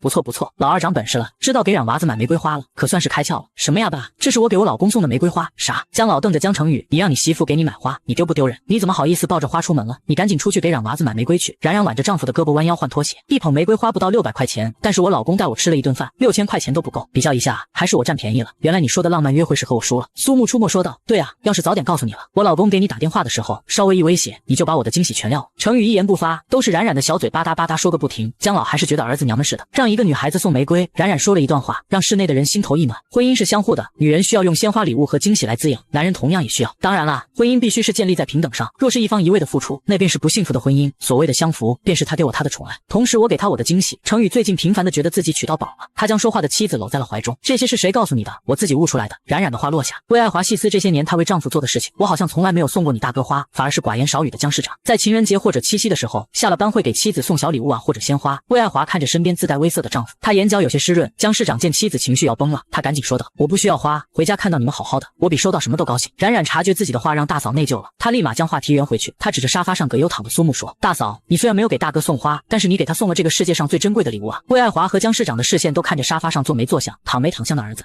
当然你怀胎10月给大哥生了个生命的延续，这不就是最珍贵的礼物吗？我如果要是肚子里揣娃，那我肯定不浪费580去给我老公买玫瑰花。那你肚子里什么时候里揣娃？苏木问。程宇也十分好奇的看着妻子要如何回答这个问题。苏木又说，要生赶紧生，别等我以后结婚了，我娃生到你前头，那时候称呼就乱了辈分了。冉冉耍赖，我就生到你后边，让你大儿子对我小儿子叫叔叔。江老出面主持了，他也加入到催生的队里边。冉啊，趁着年轻身体好，要生的早点生，你如果怕耽误学业，没关系，爸给你带娃。魏爱华也说，对啊，你小，生了孩子后和孩子的年龄差不大，以后还能和孩子做朋友。连管家都多嘴了一句，二少夫人，现在我也可以帮你带孩子。不苟言笑的程宇在这一时间，他脸上的笑容掩藏不了，第一次觉得家人是多么美好的存在，给他找了个讨喜的小妻子，还全家齐上阵帮助他催生。冉冉怕了，他拽拽程宇的衬衣袖子，小奶音撒娇，老公，咱回卧室吧，这地儿不是人待的。程宇看了眼妻子平摊的小腹，小冉，生吗？冉冉对丈夫挤眉弄眼，她的意思只有丈夫知道，生什么生，咱俩毛线都没发生过，光亲个嘴能亲出个孩子啊？程宇眉尾轻挑，也明白了冉的意思，老公，你要不回卧室，那我先逃了。他被催孕催得无地自容，起身快速上楼，身后人都笑他还害羞了。冉冉到底是年纪小，一提到生孩子就无地自容了，于是家人又将火力对准了程宇。然而江家只有江苏牧师一股清流。小叔，刚才我说的话是气鼓冉冉的，其实我不建议他生小孩早，当然身为你侄子，我也想让你早点当父亲，但是他今年才20岁，其他人20岁的时候还是爸妈的手心宝贝，他20岁如果就怀孕当妈，走在校园里，学生肯定会背后议论他，他年纪不大，结婚在我们学校就够受非议了，要是再怀孕，我们学校的议论之声能把他淹了。这是苏木和冉冉10几年的感情，他身为至交好友的身份为他说的话。苏木话说完，江家老宅都安静了。魏爱华自问，如果他女儿今年20岁，学业未完成，国家就要催着生孩子，他能不能接受？答案自然是不能接受。接受。姜老刚才只想着家里添新丁了，也没想到冉冉这个儿媳妇其实还是个学生。我们夫妻间的事情，我们商量着来，生与不生，等小冉毕业后再玩2年决定也行。程宇起身，他拿起桌子上自己的玫瑰，我也上楼了，你们都早点休息。藏在台阶处偷听的某小冉，在客厅议论声结束后，他偷偷的返回卧室。程宇回到卧室，见到沙发上书都拿反的小妮子，他好心的提醒了句：“乖，书拿反了。”冉冉低头一看，咦，还真是。他立马将书拿正，心虚的看着书里的内容，虽然什么都没看进去。程宇在室内四处走动，寻找了一番，终于找到了合适的瓶子，他要用来放玫瑰。冉冉放下书也走过去帮丈夫，毕竟她是女孩子，在美学上还是很有天赋的。程宇索性站在一旁，看着妻子的小手在摆弄花束、修剪根部。刚才客厅我们的话你都听到了。冉冉鼓嘴，可爱的点点头。老公，真要生吗？如果要生孩子，她和丈夫夫妻间的问题逃不掉的。不过出乎她的意料，江苏木明面上和她小吵小闹，私底下竟然会站在她的身边为她说话。程宇伸手揉揉妻子的后脑勺，生不生随你。苏木说的对，嫁人已经把你推到了浪尖，再生孩子议论会把你淹没。冉冉插好了鲜花，她手放下，倚在丈夫的身侧，倒也不是不能生，她不怕那些议论之声，她怕的是和丈夫的感情没有稳定，贸然要了孩子，以后2人3观不合，婚内生活不幸，孩子就跟着遭了殃。虽然现在和丈夫相处，每天她都怦然心动，但说到底，2人结婚至今还没过100天，这期间不足以让她彻彻底底的了解一个人。既然要孩子，就要了解那个男人，真的爱他，在为他孕育爱情的结晶，而不是像现在怦然心动时就脑子一热的要孩子。她年纪虽小，但主意很正，她的松口也意味着她在心中其实是愿意和丈夫有以后的。她的话让程宇有了兴趣，条件是什么？老公，咱俩谈恋爱吧。冉冉扬起她兴奋的小脸，越想越激动地说：“我没谈过恋爱，出场就和你结婚了，我想和你谈一场甜甜的恋爱，到适合的时候，我再给你生小老虎，好不好呀？婚都结了，你还要谈恋爱？对啊对啊，你不觉得很浪漫吗？别人是先谈恋爱后结婚，但是也有可能恋爱到一半没结成婚，但是咱俩就不一样了，婚姻就是我们的一个保护所，不论恋爱结果如何，咱俩那是锁在一起的，丝毫不用担心未来会不会走入婚姻的殿堂，而且我们的谈恋爱也不会影响我们的正常生活，还会让我们相处得更舒服些。”江总觉得妻子的脑回路真的不是一般人。冉冉又说：“谈恋爱有助于你更好的了解我，万一你觉得我不适合做你老婆，那还有机会甩手，对不对？可是我如果直接给你生了个孩子，你就算把我甩走了，那我还是你孩子的妈，这辈子都改不了的现实。小冉，谈恋爱你是想更好的了解我吧？你想看看我是不是个完美的老公，在思考以后要不要给我生孩子。”江总毫不留情地戳破他家小猫的那点花花心思。冉冉陪笑心虚地说：“我考察你，你考察我，咱俩都是相互的，嘿嘿，老公好不好？你就当满足我一个愿望，非要谈恋爱。”冉冉点头，我没谈过，我也想和男朋友去看电影，喝同一杯奶茶，去约会，去旅游，去感受好多好玩的。程宇心中思量，低头看着小妻子期待的眼神，他口中说不出拒绝的答案。冉冉放出了重磅福利，当了男女朋友，日常都要进行亲亲抱抱。江总暗喜，福利正中下怀，他沉溺于小妻子的诡计中，答应了陪一个小孩子在婚内谈一场恋爱。现在开始，好，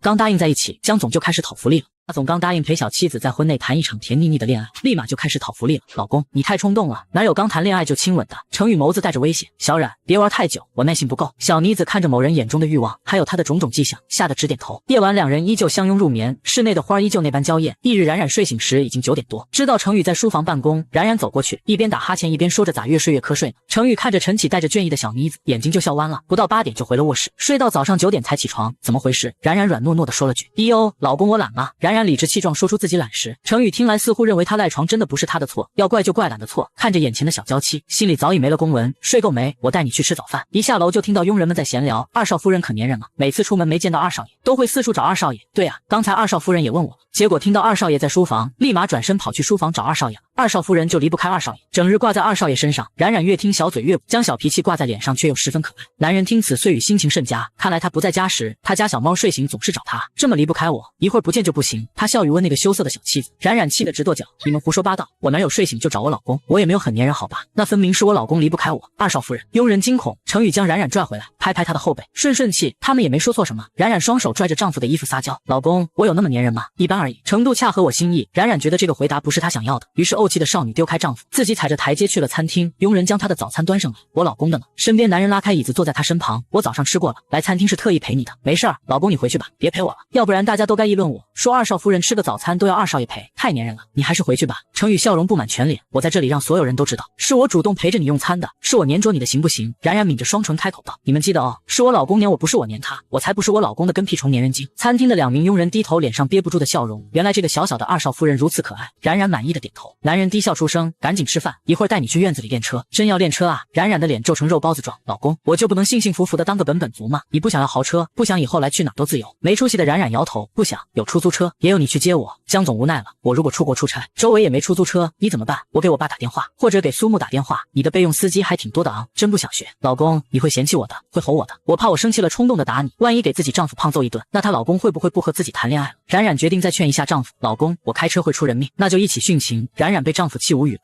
吃过饭后，程宇带着冉冉在自家院子里练车，院子里的喇叭声扰醒了姜老。姜老嘟囔了几嘴，真是闲得发霉了，大热天的去教媳妇开车，除身上的霉菌吗？你说你叔是不是打脸？我当时让他娶媳妇，他黑着脸向我要他命似的不娶，现在了他有本事和冉娃子离了，你看他离不离？苏木正意外呢，他凑到姜老身边做贼似的小声问，我叔平时你的话他都不听，这次你是咋让他娶顾冉冉的？姜老得意洋洋，哼，姜还是老的辣，他再有本事那也是个总裁，头上还有我这个董事长握拳。然而姜老还没得意几分钟，苏木就将他带回了现实，拉倒吧，公司是我叔撑起来的，就是你逼我叔以后不给他公司，大不了我叔带着他的团队换个地方再起神话，给你留一堆烂摊子让你收拾，看你还厉不厉害。姜老对着孙子的头啪叽一巴掌，滚蛋！苏木肩膀耸起，然后挠挠头，爷爷，我想听真话，我保证不对外说。姜老不高兴了，一句话都不想和孙子说，真话你不配听。姜老起身越过孙子去了外院，看着远处的车子像乌龟似的在地上缓缓地爬动。古斯特车内，冉冉紧绷着身子，身边坐着她的丈夫，口中一直在安慰她，别怕，没事，老公，前面有人。老公咋办？离那个人越来越近了。冉冉还在哭音求指导，紧张的忘记了刹车这一项。只见她打开窗户，头伸出去，看着前面的佣人大喊，喂喂，快让让，快走开，我要撞上去了。车速依旧没停，一边的姜总看着那个不太聪明的小娇妻沉默了，这是真的不聪明，就想不到踩刹车，即使刹车想不到，他难道想不到摁喇叭吗？冉冉的喊声有了效果，不一会儿，路面上的佣人全部撤离。姜总一上午喊了无数次停车，安全带救了他多次命，撞的次数多了，他的胸膛都有些疼了。程宇咳了2声，他看着身边的妻子问，开车什么感受？路不平。小冉小奶音撒娇的说出声，程宇只要听到他的声音，立马没脾气，甚至柔声哄他，乖，刚才你是压在花上了，如果旁边是栅栏，你就撞在栅栏上了，如果栅栏旁边是悬崖，你现在就翻车了。幸亏这是在自己家的花园，清早花卉工人就将新鲜的花送到了姜家进行栽种，结果花在土壤不到半晌，就全被压在车轮下。冉冉一听，立马心疼起花来，他解开安全带就要下车去看，脚又松开了刹车，并且没有换挡就下去，这时车子又溜了。他面对不长记性的小妻子，劈不得他会哭，打不得他会疼，这可愁死了程宇。冉冉看着娇艳的花朵被他车轮胎压扁，双手合十闭眼，仿佛念经似的口中喃喃道，罪过罪过，我尽量把你们救回来，就不回来你们就安心的去吧，我会给你们厚葬的。程宇半蹲在妻子的身侧，在忏悔，不是我在抢救，如果抢救失败，我就是在超度。姜总又不会了，这或许就是代沟吧。小妻子的新鲜事物他都不懂，今早他还特意上网查了查纯柚和纯油的区别，确实长了许多见识。结果现在小妻子徒手在土地上挖坑，给花埋进去，他的根在土里，你得把它拽出来才能再埋进去。姜总不忍妻子继续傻瓜下去，于是多嘴提醒了一句，哇，老公，你说的好有道理。他去拽花茎时还夸赞丈夫，拽着拽着，突然空气再次沉默。冉冉看着手中断根的花枝，他仿佛被定住了。程宇也看着小妻子手中的花，也不说话了。本来人家还有根，换个地方种或许还能活，现在根没了，彻底就不活了。向来不苟言笑的姜总淡然说了句，跳过抢救这个步骤，直接超度吧，就是神仙下凡，这花也抢救不回来了。冉冉在院子里大哇的一声哭了，好了好了，不哭了，乖，花死了，人没事就好。哭声引来了姜老，咋回事？冉娃子，你咋了？程宇欺负你了？爸用棍子揍他，别哭别哭。他哄小孩似的，故意对着姜程宇的后背拍了一下，不轻不重，让冉冉知道他是向着他的。冉冉放下手中的花，胳膊一抹泪，泪巴巴的看着姜老，爸，你打错人了，我老公没欺负我。他指了指地上没根还被他压扁的花，是他。姜老这下也不会了，压扁的花欺负了他儿媳妇，他饶是神人也没办法帮儿媳妇出气啊。那个人到了中午了，该吃午饭了，我先走了。姜老先逃。花丛边再次独留夫妻俩，程宇平白无故挨了父亲一巴掌，无奈还得哄妻子把花葬了。苏木还在缠着问姜老叔为啥会娶冉冉，爷，你告诉我呗，我嘴巴保密。姜老哼了一声，我才不信。爷爷，你该不会是利用莫？餐厅中传来了佣人的问候，二少爷，二少夫人。听到佣人的称呼，苏木立马闭口不言。另一边夫妻俩都脏着手进入，手咋回事？怎么这么脏？你们玩泥巴了？冉冉摇头，给花花挖坟了。那我叔的手为啥也这么脏？坑是我老公挖的，坟堆是我盖的。餐桌上的爷孙俩惊得下巴都快掉了。程宇挖土扒坑，姜老此刻宁可相信天要塌，也不相信二儿子去土里挖。幼儿园时其他小朋友玩土他嫌脏，玩泥巴他嫌恶心，玩橡皮泥他嫌幼稚，他的童年十分无趣。姜老以为儿子重度洁癖，每次他回家，家中就要大清扫一遍。结果这个他自认重度洁癖的儿子，去院子里徒手挖坑，他错误的认知了28年。苏木更是震惊小叔叔对好朋友的纵容程度。小时候他因为吃饭碎屑落得遍地都是，被小叔叔抱着屁股揍了一顿，用橡皮擦试卷橡皮屑没有吹掉，被收拾了一顿。再后来他打球回家，浑身都是灰尘，到了家中没有换衣服就坐在沙发上，又被狠狠揍了一顿，还让他亲手把沙发垫起了。在他没长大以前，苏木的心中都认为他小叔叔对人间一切幼稚脏脏的东西看都不看一眼，可他竟然为了顾冉冉，让自己的金手和泥土亲密接触，他觉得世界末日都没这个给他的感觉震惊。吃过午饭后，沙发上就留下了3个晚起的人在聊天。爸，你有聊天软件吗？某小冉问。要那玩意干啥？一个电话能解决的事情。姜老骨子里还是老一派的人，接受新事物需要一个过程。多年前苏木说给他下载一个，这个倔老头死活不让，一直倔到现在。苏木将此事告诉了冉冉，所以这次他出马了。爸，你想不想当群主啊？啥是群主？姜老好奇了。群主就是咱家的一家之主，我们创的群聊里边只有我们一大家人。你是群主，心情不好了，想把谁踢出去就把谁踢出去，权力大大低，而且群主是要被大家爱戴的。姜老好久没当官了，他突然来了兴趣，嚷了啊，你继续给爸说说，这怎么个群主法？冉冉的话勾起了姜老的兴趣，他开始详细介绍群主是什么，如何创群，以及创群的好处和便利以及权利。姜老越听越觉得这个事儿靠谱，他被忽悠的对这个新事物充满了兴趣。冉冉拿出手机，开始教他如何下载注册使用。苏木惊讶地看着自己好友，这货的嘴真能说，骂人、损人、和气人，哄人、撒娇和忽悠，那是样样精通，样样会。他尝试了多年都未果的事情，他就动了动嘴，就忽悠着爷爷去下载了。翁喜俩坐一块在手机上捣鼓了十几分钟。2楼台阶处的男人打算喊妻子回房午休一会儿，出门就听到了他为姜老画饼，父亲年迈十分倔强，结果自他家中来了个软绵绵的小妻子后，他这团小棉花把姜老给哄住了。程宇嘴角扬起笑容，脸上带着骄傲，美好的他是自己的猫。10分钟后，姜老凭自己的本事加上了冉冉和苏木的微信，其他3人待通过中。这时程宇看到了自己被添加好友的申请，备注写道我是你爹，他最后点了个同意。咦，这老二工作期间竟然偷懒，竟然拿着手机玩，一点都不专心。姜老又吐槽那个同意的二儿子头像黑不溜秋的，这是个啥？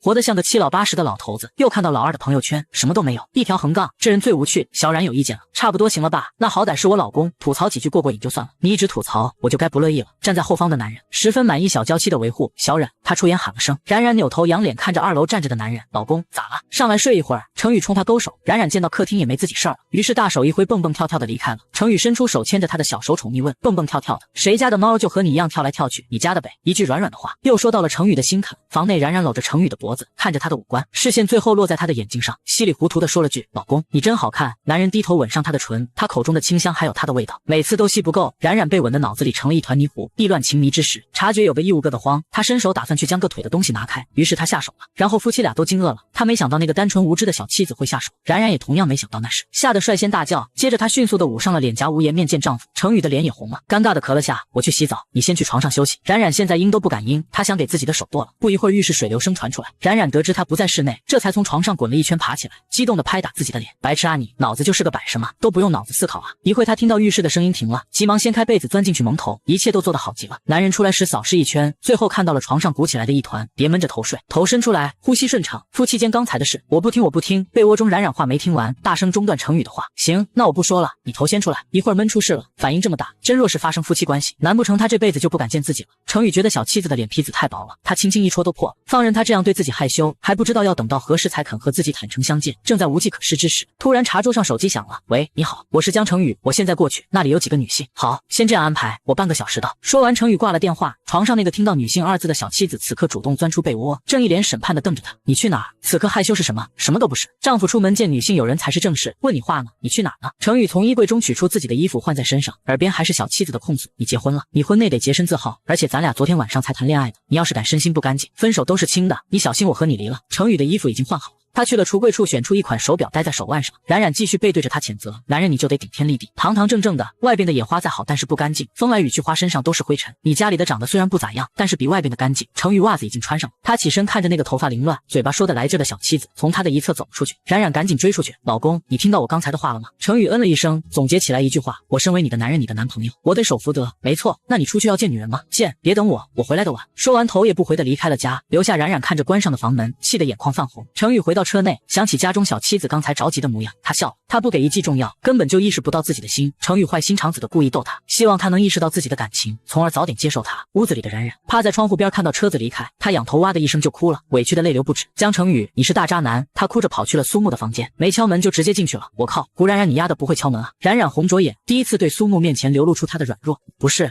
你怎么了？你哭什么啊？苏木见到冉冉如此，一下子紧张了。你别哭，咋回事？我老公刚才出门背着我见其他女人了，他还多要了好几个女人。你去帮我看着他好不好？等等，我没听明白，你说我叔出门了？出门见女人了，还是见很多个女人？冉冉泪又哗啦的流了一脸。男人都不是好东西。他太坏了，我叔为啥要出去见别的女人啊？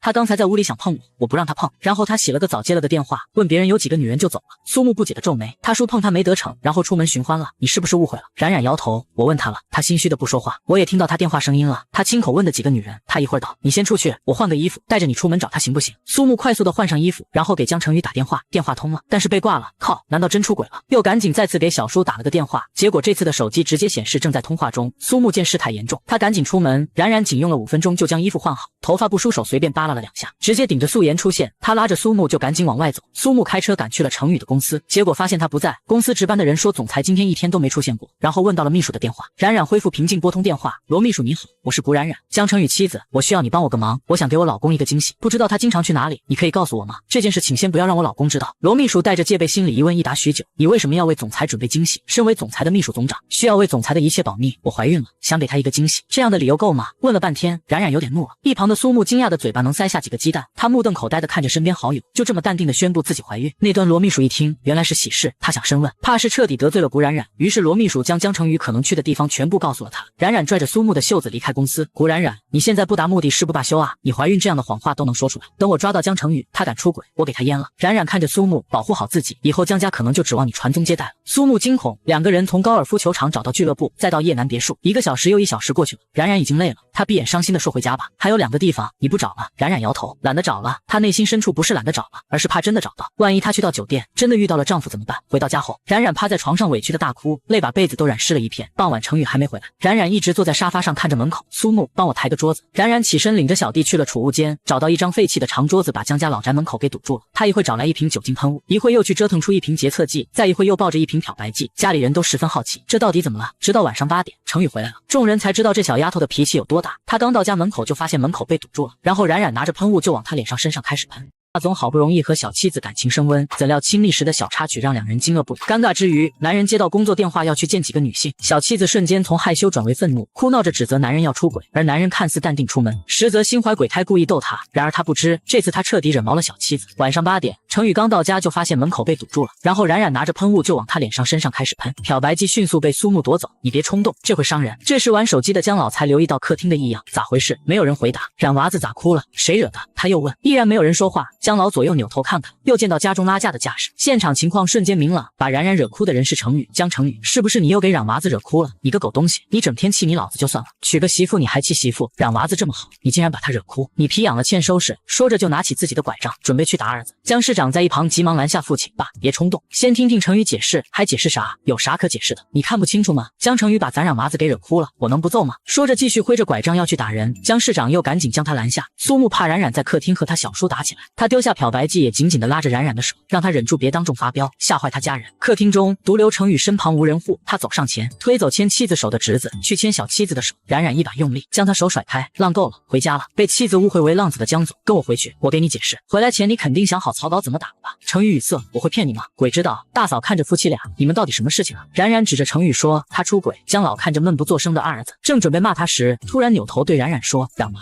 你会不会是误会了？程宇没那个本事。江程宇出轨，当爹的不幸，魏爱华也看了眼英气的小叔子，会不会是误会啊？江市长也相信弟弟的为人，说他出去喝酒他信，喝花酒他绝不信。冉冉见大家都不信自己，她将中午丈夫故意引导她误会的话说了出来。而且我和苏木下午去了他公司，去了他常去的地方，都没有见到他，众人的视线都看着南方。等他解释，不得不说，如果按照冉冉话中意思，程宇确实有嫌疑。于是秋季的某一个凉爽的夜晚，江家6口人坐在客厅的沙发上解决新婚夫妻俩的感情问题。下午我接了陈叔的电话，去了西部开发现场，有个设备出了故障，检查出辐射性。我问了一句有几个女性，然后就去了现场，整个下午都在现场等结果。程宇解释着，当然他下午也确实有一个私心想逼一把小妻子吃醋，让他认清自己的心，结果用力过猛，就有了如今的场景。冉冉激动地说，话是你说的，你当时明明就说了下午要去见其他女人，那是我故意气你的，你有病啊。程宇拿出手机给生气的小妻子检查，你看里边我到底有没有和女人通话？冉冉毫不客气地拿起他的手机开始检查。江程宇，你接了高雨儿的电话？他又是一声大声质问。程宇揉揉太阳穴，小冉，你好好看看，是他给我打电话我没接。冉冉看了眼，果然是，可你接了另一个姓高的人电话，还有一个未知号码，姓高的是一个专家的电话，今天的设备就是人家修好的，未知号码是高雨儿他爸打来的，求我对高宪兵网开一面，让他恢复学籍，我拒绝了。冉冉心中还憋着一团气，气把他都憋得快冲起来飘到天上了。江老左看右看，最终也得不出个结果，索性他拿出自己的手机，找到陈老的电话打了过去。老陈啊，我老江，我问你个事情，今天下午程宇那边不知道说的什么？江老点头，啊，原来是这样啊，程宇一下午都和你们在一起啊？那场地的女同志们那边的人又说了一通话。江老重复，是吗？女同志都早早的走了，确实应该该如此。女同志身体弱，应该赶紧去医院检查身体。你们做得很好。冉冉亲耳细听，证实了丈夫下午没有去花天酒地。她又想到男人故意气自己，她拿着手机朝他砸过去。老陈，你这个手机号是地球号吗？姜老拿着手机又去炫耀他的新社交方式了。姜市长牵着妻子的手示意他跟着自己消失。苏木也知趣的离开。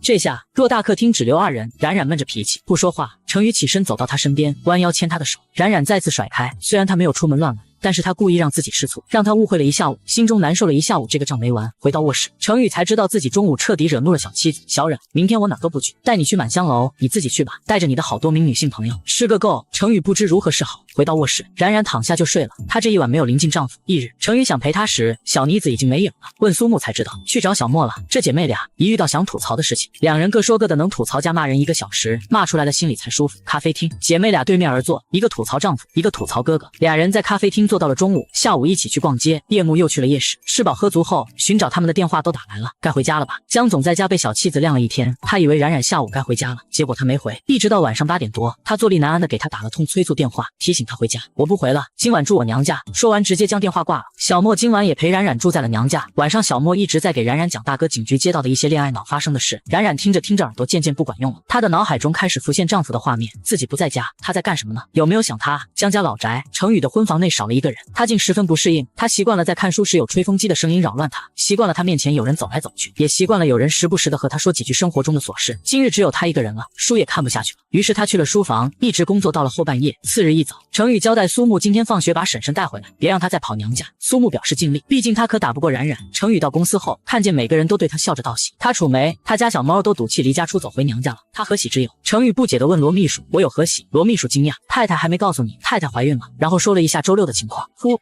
嗨嗨，程宇被惊得咳嗽，他家小妻子又厉害的怀孕了，他又要被当爸了。这小妮子的嘴啊，下去吧，此事以后别再传，澄清一下，太太没怀孕，那是在我和玩捉迷藏游戏。罗秘书一副你看我信你不的表情。程宇又问道，罗秘书，小孩又生气了该怎么哄？这次轮到罗秘书无语了，总裁，你这次又是什么原因给太太惹生气的？吃醋，他又含蓄的给秘书讲了自己做的错事。听完后，罗秘书站在女人的角度对他说，总裁，如果我老公敢这样对待我，我能把他劈成2半。程宇现在悔的肠子都青了，小孩子生气多久能好？这个得因人而异，如果是太太的话，我觉得没有10天半个月下不来。江总再次为自己所作所为后悔，他发现问秘书什么都问不出来，还是他自己琢磨吧。中午在学校吃饭时，苏木边吃边说，冉冉，你老公让我今天把你带回家，你气消了吗？没消就知会我一声，我不逼你。他也不敢逼冉冉，逼他的最终结果是自己被揍。冉冉生气的大声回了句，没消，让你把我带回家，我是你老婆还是他老婆啊？他自己不会带吗？他气得没吃几口饭，但气得肚子鼓鼓的。苏木找了个时间给小叔通风报信，叔，你媳妇可能得你自己来接了。程宇可算知道该如何使力哄闹脾气的小妻子。他没谈过恋爱，身边的友人恋爱都是玩成年人那一套，真情少有，金钱至上，女人不高兴，用钱去哄。显然他家小妻子不吃他这一套。下午快放学时，程宇按侄子发来的定位，手机导航着向小妻子教室走去。在教室的冉冉不想回得这么早，他趴在桌子上，将书都放在他的脸下枕着他们。男人到了教室门口，看到的就是一个趴在桌子上的小姑娘，光看她的后脑勺就知道那是他的小妻子。苏木见到小叔出现，乖巧懂事的起身让位置，因为刚放学不久，教室中还有许多学生在整理上课时老师总结的知识点，所以当程宇出现的时候，教室的人都震惊了，竟然能见到活着的江程宇。有的学生激动得发不出声音，有人拿出手机赶紧记录下来这历史性的一刻。程宇对旁人的反应都视若无睹，他的目光都送给了一个人，冉冉的脸恰好就瞥向了窗户边，而江程宇就从那一边一点点的出现在了他的视野，直到那个男人占据了他的全部视线。冉冉惊讶的从桌子上爬起来，他不敢相信的眨了眨眼，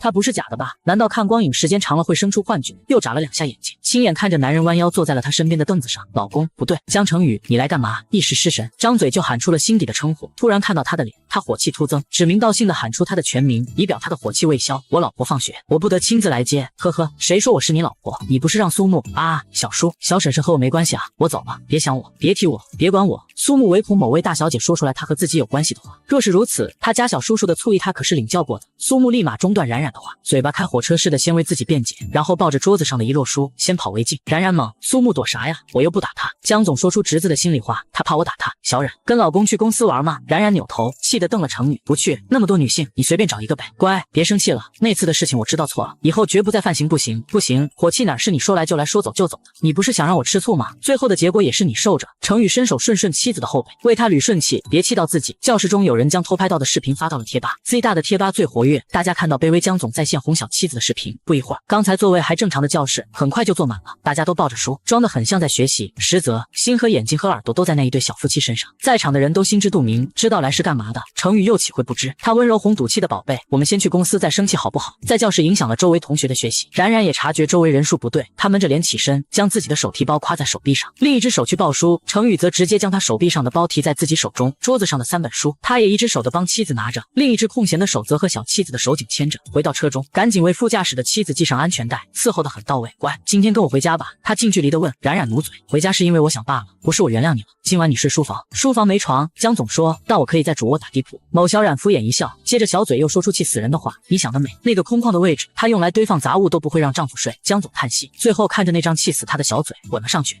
江成宇冷战呢。冉冉怒推丈夫，结果没推开，男人果然都是牛肉吃多了，一会才松开眼神喷火的小妻子。他刚才的张牙舞爪，在他眼中只是一团小软猫在他怀中挠来挠去，甚是可爱。江成宇，你不会谈恋爱，我本来都没谈过恋爱，你骗谁呢？你没有前任。程宇发动车子，带着妻子离开。我要是有前任，就没你什么事儿了。某暴躁了的小猫极开心，丈夫没有前任，又暴躁丈夫看不起自己，于是开车的男人被他家小猫的爪子抓了好几下。到了公司，程宇牵着小妻子的手去到总裁直梯上楼，听说我又要当爸了，这次肚子里怀的是闺女还是儿子？某小冉想到周六说的话，心虚的不得了，出口回答道，是火气。江总看了眼低头的小软软，不错啊，我还会给你肚子里种火。走出电梯，总裁办的人都看着夫妻俩，冉冉看到大家看自己的眼神，瞬间想到刚才丈夫质问她的话，难道自己怀孕的事儿大家真的都知道了？她怂了，软语小声问，老公都知道了吗？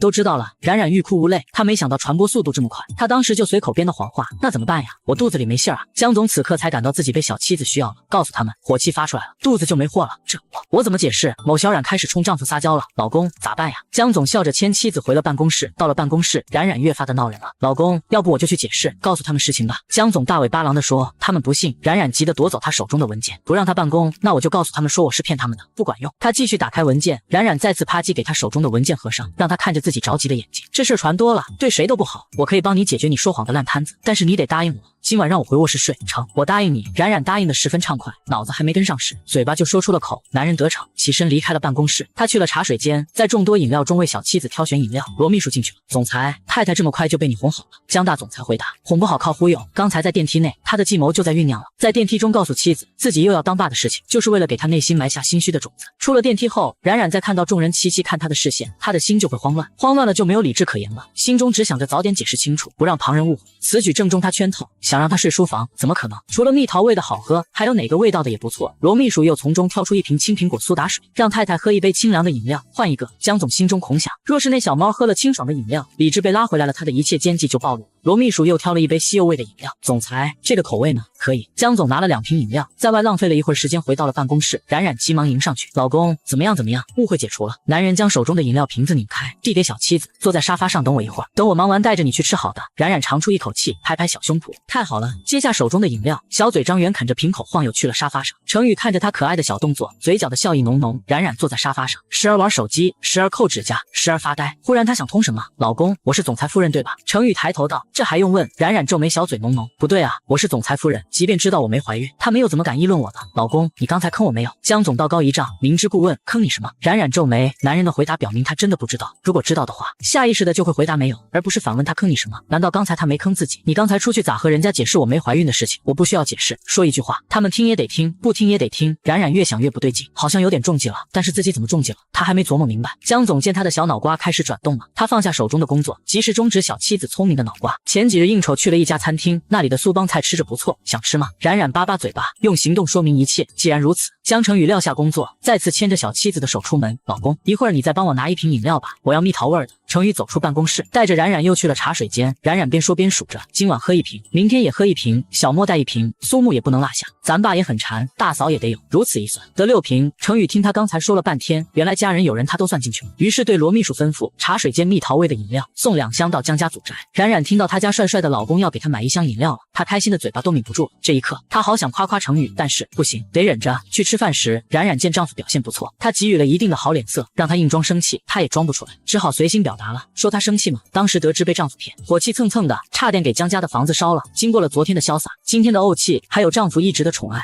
他内心其实稍稍微微的不太生气了。冉冉觉得自己太好了，脾气好，人也好，性格也好，娶到他，江成宇真有福气。吃过饭，在某小冉的自恋下回了家，江老对儿媳妇的回归表示热烈的欢迎。你昨天出门咋不叫爸呢？爸也想和你们出去吃夜市。冉冉说话也实诚，爸，我昨天在生闷气呢，带着你我还要照顾你，气就没地儿撒了。江老问，那你现在还生老二气吗？冉冉点点头，生一点。江老瞅了眼沙发上坐的二儿子，心中嫌弃，总觉得儿子配不上古灵精怪的儿媳妇。他一天没在家，家中人仿佛觉得好久都没见他了，拉着他问东问西。小冉坐在中间，接受大嫂和江老的慰问。苏木出没，看了眼被当成宝的女人，他觉得冉冉给他全家都下毒了，无解的那种。回到卧室，江总如愿的躺在了床上，耳畔的小妻子口中说着生他气，却又和他主动聊起白天的趣事，耳边有了小妻子的聒噪声，他看书都舒服了。冉冉好奇的凑过去，老公，你每天都看书，到底看的是什么？西游记，那孙猴子呢？一听就知道自己又被老公敷衍了。书里呢？冉冉爬过去，猴子的影子都没有。有本事你给我翻译，让我翻译，我得收取福利。此处大家不爱看，略过哈。冉冉睡着后，程宇看着乖巧的睡颜在他唇上轻啄，最后又落在他的脖子，本想浅尝辄止，结果一个冲动落下了不该有的痕迹。程宇看着嫩白脖梗的痕迹，有点慌，完了，明天又要闹了。果不其然，翌日冉冉去洗漱，看到脖子的红痕，起初她以为是被什么咬的，直到她看到丈夫不自在的表情，才心下了然。她拿起床上的枕头朝着丈夫扔过去，臭流氓！餐桌上，苏木的嘴巴欠抽了，胡冉冉，你穿着高领咋不热死你？冉冉咬牙切齿威胁，你脑袋是不是想分家？苏木无语，你别猖狂，我告诉你，这是我家，难道这不是你婶婶家？江总发话了。苏木闭嘴，果然治理颇厚，还得如来佛出马。但是谁能管得住高高在上的江总呢？当然是江总的小妻子，你也给我闭嘴！江总在餐桌上被小妻子吼了，理亏的江总瞬间安静了。苏木震惊，他那无人能及的小叔叔竟然也被他恶霸媳妇给欺负了。当他再次看冉冉时，内心是慌张，这厮难道真对我叔下手了？去学校时，江总提出要送他，冉冉毫不留情的拒绝了，拿着自己的小包包带着书本去了苏木副驾。冉姐，你对我叔下手了？下手了。那我叔脸上咋没伤？苏木看他小叔叔脸上没有一点伤，不由得好奇，他家冉姐打架不是拳头就是脚，不可能没伤啊。冉冉戴着自己的墨镜，骄傲地说了句，他是内伤。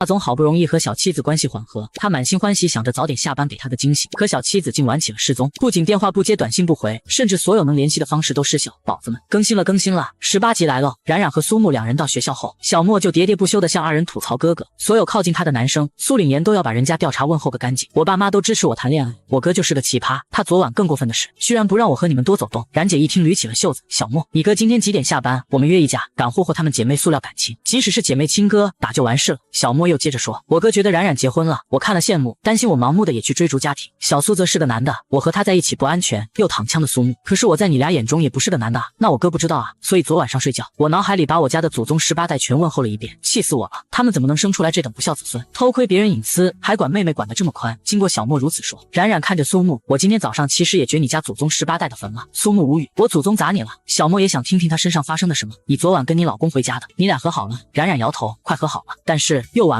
于是含蓄的说了句，我为什么穿高领？不知道为何，两个终极母胎单身狗竟然秒懂了他的意思。明明他们什么也没经历过。小莫表情纠结，前天晚上才告诉冉冉不要和他发生关系这么早，为什么今天就？冉冉摇头，什么都没发生，你就记住，男人都是流氓，苏木除外。在苏木还没开始感动时，小莫说出真理，小苏是姐妹对吗？冉冉点头，小姐妹俩一整个上午都闷闷不乐，直到下午，一则消息让三人都兴奋不已，是关于金场的事情。金场是 Z 市暗装下的赌场，举办人是谁无人知晓，只知道这里是地下拳击俱乐部，不少有钱人会前来围观，哪个人和他心意，对方愿意的话，可直接带走当保镖。他们入场时需要将脸上画的亲妈都不认识，也是为自己减少麻烦。赌场有自己的规则，从一级到中级，中间共9个晋级场次。冉冉代号姑姑，凭借顽强的意志和惊人的实力，一路过关斩将，从入门级的3场恶战到青卡的5场对决，再到蓝卡的8场恶战，他几乎以一己之力击败所有对手，成为传奇般的存在。此后暗装的人一直在调查姑姑这个人，然而他就像是人间蒸发了一样，消失了1年。之后关于对他的调查也都无疾而终了，只有苏木和小莫知道姑姑去参加了1年的高考，但是也有人靠好运一路走到最后的，比如苏木，人傻胆小性格怂，但耐不住运气好，在入门场时他给对手3万块钱，让自己得了一张绿卡。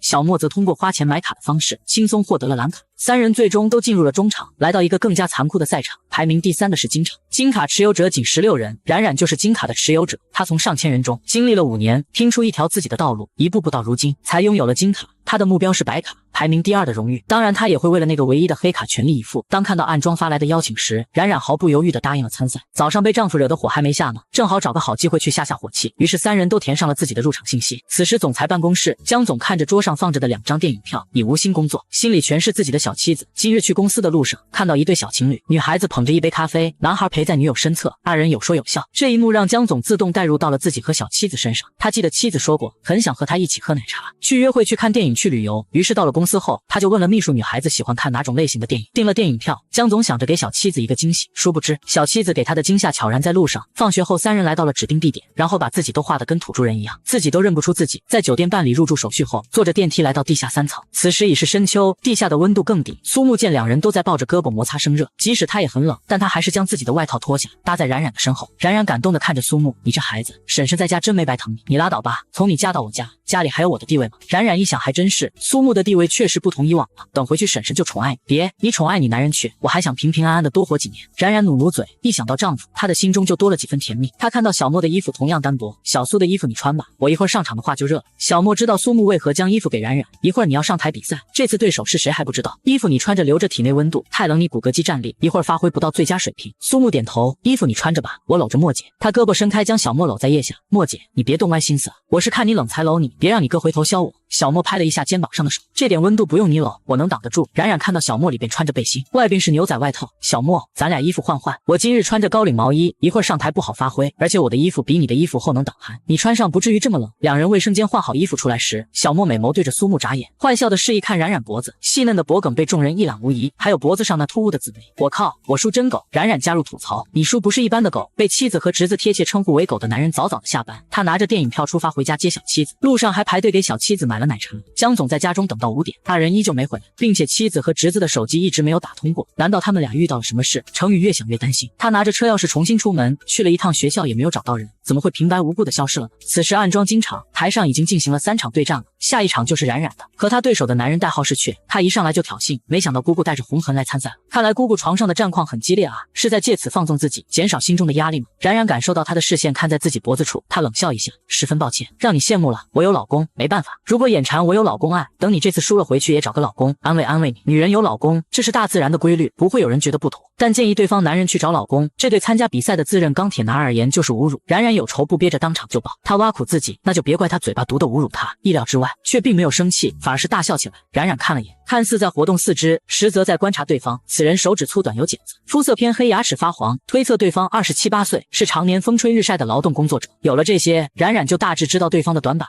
姑姑出马，全场都激动了。他以往的每场比赛都十分有看头，他的优雅的打拳姿势和惊人的实力一战成名，吸引了无数粉丝为他加油助威，当然也激发了同期选手的胜负欲，其中就包括雀。他故意脱掉上衣，露出结实的肌肉，挑衅的调戏冉冉，试图扰乱他的心神。然而冉冉早已进入比赛状态，对这些挑衅毫不在意。姑姑有巧劲儿，却看起来闷得像个傻大个，过程十分精彩。此处大家不爱看，略过。最后冉冉凭借敏捷和技巧提前锁定胜局。此时焦急寻找妻子的男人沿着姿势快转了一遍，他给岳父岳母打电话寻找妻子下落。古父古母得知女儿失踪，2人着急的给小莫打电话，结果也没人接，急得大家都想报警了。程宇挂了岳父岳母电话，转而给嘴欠的白晨打了个电话，找人，我妻子又丢了。没多久，5兄弟的群内又活跃了，男公子不要命的@江程宇，江总，你和你老婆的感情是不是有问题啊？他咋3天2头的丢？珍惜也知道了兄弟媳妇丢的事情。程宇，不是我当兄弟的说你，公司那么大你都能管理的井井有条，一个媳妇咋就总是丢？你俩这是过日子的吗？你要是真就看上这女的了，你就用绳子给她捆在你身边，让她寸步不离的跟着你。程宇想给白晨的嘴巴缝上，他若不是现在需要用到他，此时肯定会动手。颜真玉也@江程宇，你们是不是生活不和谐，还是他外边有人了？白晨炸了，老颜，你意思是不冉冉给咱江总戴绿帽子？程宇在群内发了一个字滚，简单粗暴，体现了他此刻的心。不一会儿，白晨的电话就来了，一个好事和一个不好的事情，你要先听哪一个？白晨，别自寻死路。程宇没心情听他贫嘴。好事，你老婆找到了，在星辰酒店。坏事，和你老婆去开房的男人也找到了，是你侄子。程宇听到星辰酒店，他去那里干什么？他立刻驱车前往，到了目的地，江总直接给了前台一摞赏钱，最后房间是找到了，但没有人入住。他再三确认，果然没人。那他妻子呢？程宇满头疑虑，莫非他的视线看着电梯下的刷卡区，去了地下3层。江总眼神带着狠意，若是在这里抓到小妻子，那他的屁股是真的要被揍。接着他踏入了多年未曾踏入的地方，加油加油加油！现场人又狂呼起来。在上一轮比赛结束后，系统重新分配了对手，冉冉的下一个对手是擅长巴西柔术的外国人 K。他作为第一组上场，两人瞬间进入备战状态。程宇走到了一间玻璃门处，这个门人为打不开，必须靠刷卡。他的指纹摁在刷卡区，门瞬间自动解锁。他进场，小苏，我去一下卫生间，你看着冉冉。见他情况不对，立马扔白旗。小莫说完转身去了卫生间。苏木点头，我知道，他这次如果受伤，我输灭了这里的同时，咱俩小命也交代了。台上的比赛进行得如火如荼，两人谁也不差上下。小莫从洗手间走出来，忽然发现了一个没有化妆的男人，顶着一张脸出现在了经场。他正要出言提醒时，恰好男人也扭头看到了他。程宇看着穿着和妻子一样的上衣，顿时引起了他的注意，四目相对。程宇看着小莫眼底的惊恐，他和妻子的身形很像，加上又都是一件高领上衣，让他的心中下意识的想，这个女人会不会就是他家那只欠揍的猫？但是这个女孩给他的感觉完全不一样，她的头发没有自己小猫的软绵。突然他扫到了小莫胳膊上的一个奇怪伤疤，那个伤痕，尘封已久的回忆一瞬间上头。当年那个丢了的小女孩，他活死人般寻找了15年。程宇呼吸急促，伸手抓着小莫的胳膊质问，你是谁？小莫也吓得眼球瞪圆，妈妈耶，这个不就是他家姐妹的狗男人吗？小莫扭头看了眼赛场上还在拼杀的冉冉，妈呀！他猛力甩开胳膊上的手，快速朝着人潮中跑去。默默，程宇在他身后喊，他只是来找妻子的。在刚才见到那个女孩后，他的脑海中已经没有了半点妻子影子，他的世界仿佛在这一瞬间都被一个叫默默的人给占满。小莫扭头见他穷追不舍，心中一阵懊悔，完了，啥都完了。他冲向人群跑去赛场边，小苏，不好了。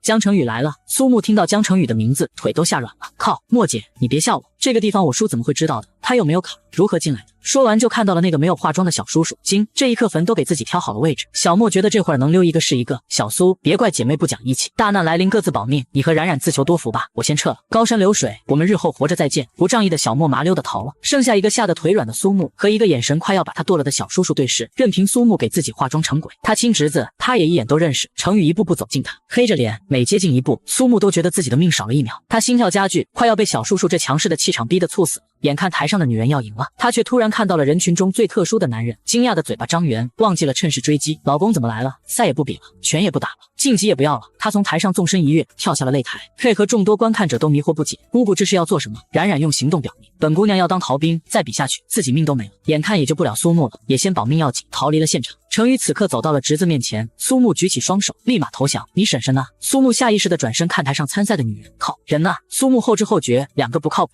大难来临个个都逃出去躲命了，只有他倒霉催的撞枪口。冉冉逃出去后，他还只穿了个背心，他双手叉腰，刚才跑得他差点岔气。你也是逃出来的。身后一道声音出现，冉冉吓了一跳，他转身一眼就看到了自己亲姐妹小莫。你奶奶的，你逃命不告诉我一声，我正在台上打得来劲儿呢。突然见到我老公，我想也没想就从台子上跳下去逃了，现在里边肯定乱成一锅粥。我今天升白卡是无望了。小莫在门口和姐妹辩驳，你还好意思说？我刚才在底下和你老公直接对视还说话了，他还抓我了，我不逃，留着送命吗？那是我老公，你怕个啥？他难不成还能给你吃了？丫的，就因为是你老公，他如果发现我和苏木是你同谋陪你来这个地下赌场，我们是属于连罪，咱仨都得完蛋。赶紧找个地方把衣服换了，我去找我哥庇护。两人去了一个公共卫生间换衣服。小莫接着说，冉儿，你老公今天差点认出来我，他叫我默默，但是我没答应。你回去后千万别告诉你老公咱俩换衣服穿了，要不然他真就知道我也去了。小莫穿着背心去了警察局。苏凛言正在忙，突然看到一个脸没洗净穿着小背心的女孩子。苏小莫，你告诉我你又去干什么了？苏凛言脾气上来了。小莫吓得缩着肩膀，哥，我错了。苏凛言看到他的衣服，他直接脱了自己的外套，让小莫穿上，然后推着他的后背，将他推去了卫生间的镜子处，把脸给我洗干净。你老老实实给我交代去哪里了？苏凛言气的，他觉得自己呼吸都是热的，但是在生气能有什么办法？自己亲妹妹他能怎么办？苏凛言挽起袖子给小莫洗脸。从卫生间出去的下属见到苏凛言，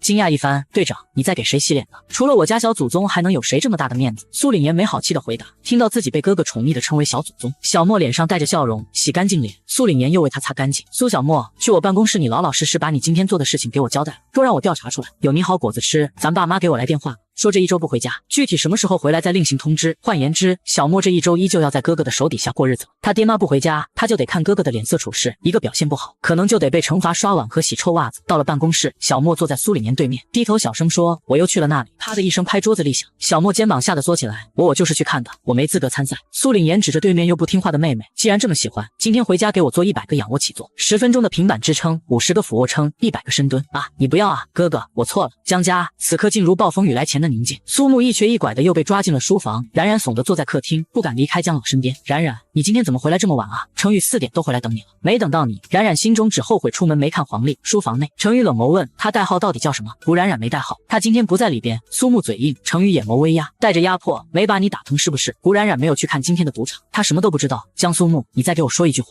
苏木迎上小叔叔的强势，我说了，古冉冉今天没有和我在一起，只有我自己去玩了。他冒着被打被揍被惩罚的风险，抵抗小叔叔的暴政。程宇一事未解决，另一事又起，他出门去到栏杆边，对楼下心不在焉的小冉喊：“你给我上来！”冉冉不敢动，装作他不是在叫自己，非要我喊你名字才肯上来，还是非要我下去请你才行？没办法，冉冉缓缓起身，低着头弱弱的上台阶去找丈夫报道。到了3楼丈夫身边，冉冉身子贴着墙，不敢走到程宇前边，她小手尴尬的去抠大理石墙面，似乎要把它抠出一个洞。程宇视线紧盯着她，突然拽她的胳膊拉进了书房内。苏木见到冉冉来，当即大声道：“叔，我说了，今天这事儿古冉冉没参加，是我自己一个人去的，你拉她来干什么？”冉冉惊讶的看着帮她顶了一切坏事的苏木，她张口要辩解，不过是我觉得好玩罢了。再说你也能进去，说明你之前也玩过，你凭什么就要管我？苏木第一次对小叔叔说出反逆之话，冉冉刚才的话被苏木故意拦下，不让他说。程宇看着侄子宁可得罪自己也要维护他的妻子，他心烦意乱，滚出去。苏木有骨气的转身离开书房，离开前他对冉冉轻轻摇头以示提醒。他离开后，书房就剩下了夫妻俩。今日你衣服借给谁穿了？程宇闭眼，脑海里都是那个女孩胳膊上的印记，占据了他的整个脑子。然而冉冉咬紧牙关，摇摇头。小莫不让他说，苏木也不让他说。程宇双手用力拍桌子，着急地问道：“小冉，衣服到底和谁换了？你一定要告诉我。”冉冉再次摇摇头。古冉冉，你赶紧告诉我！江程宇急了，他大吼了一句被他当成宝的妻子。冉冉当场就吓哭了，泪哗啦啦的流，哭声不止，像个孩子被父母批评了，委屈的站在那里伤心落泪。程宇心烦意乱，他手握拳，冲动的走到哭泣的小妻子面前，双手抱着她的肩膀说：“小冉，告诉老公，你衣服到底借给谁了？这对我很重要。”冉冉哭的泪水模糊了视线，一边是小姐妹让她不要对丈夫说，一边又是好朋友替她背黑锅，面前还有丈夫的质问，她都不知道该如何回答。她哭得像个孩子，气声不止。程宇觉得自己此刻有些冲动，他需要理性冷静下来。他闭眼深呼吸，看着泪眼巴巴的小可怜，将小妻子搂在了怀中。对不起，老公，刚才不应该吼你。冉冉哭音断断续续的说了句：“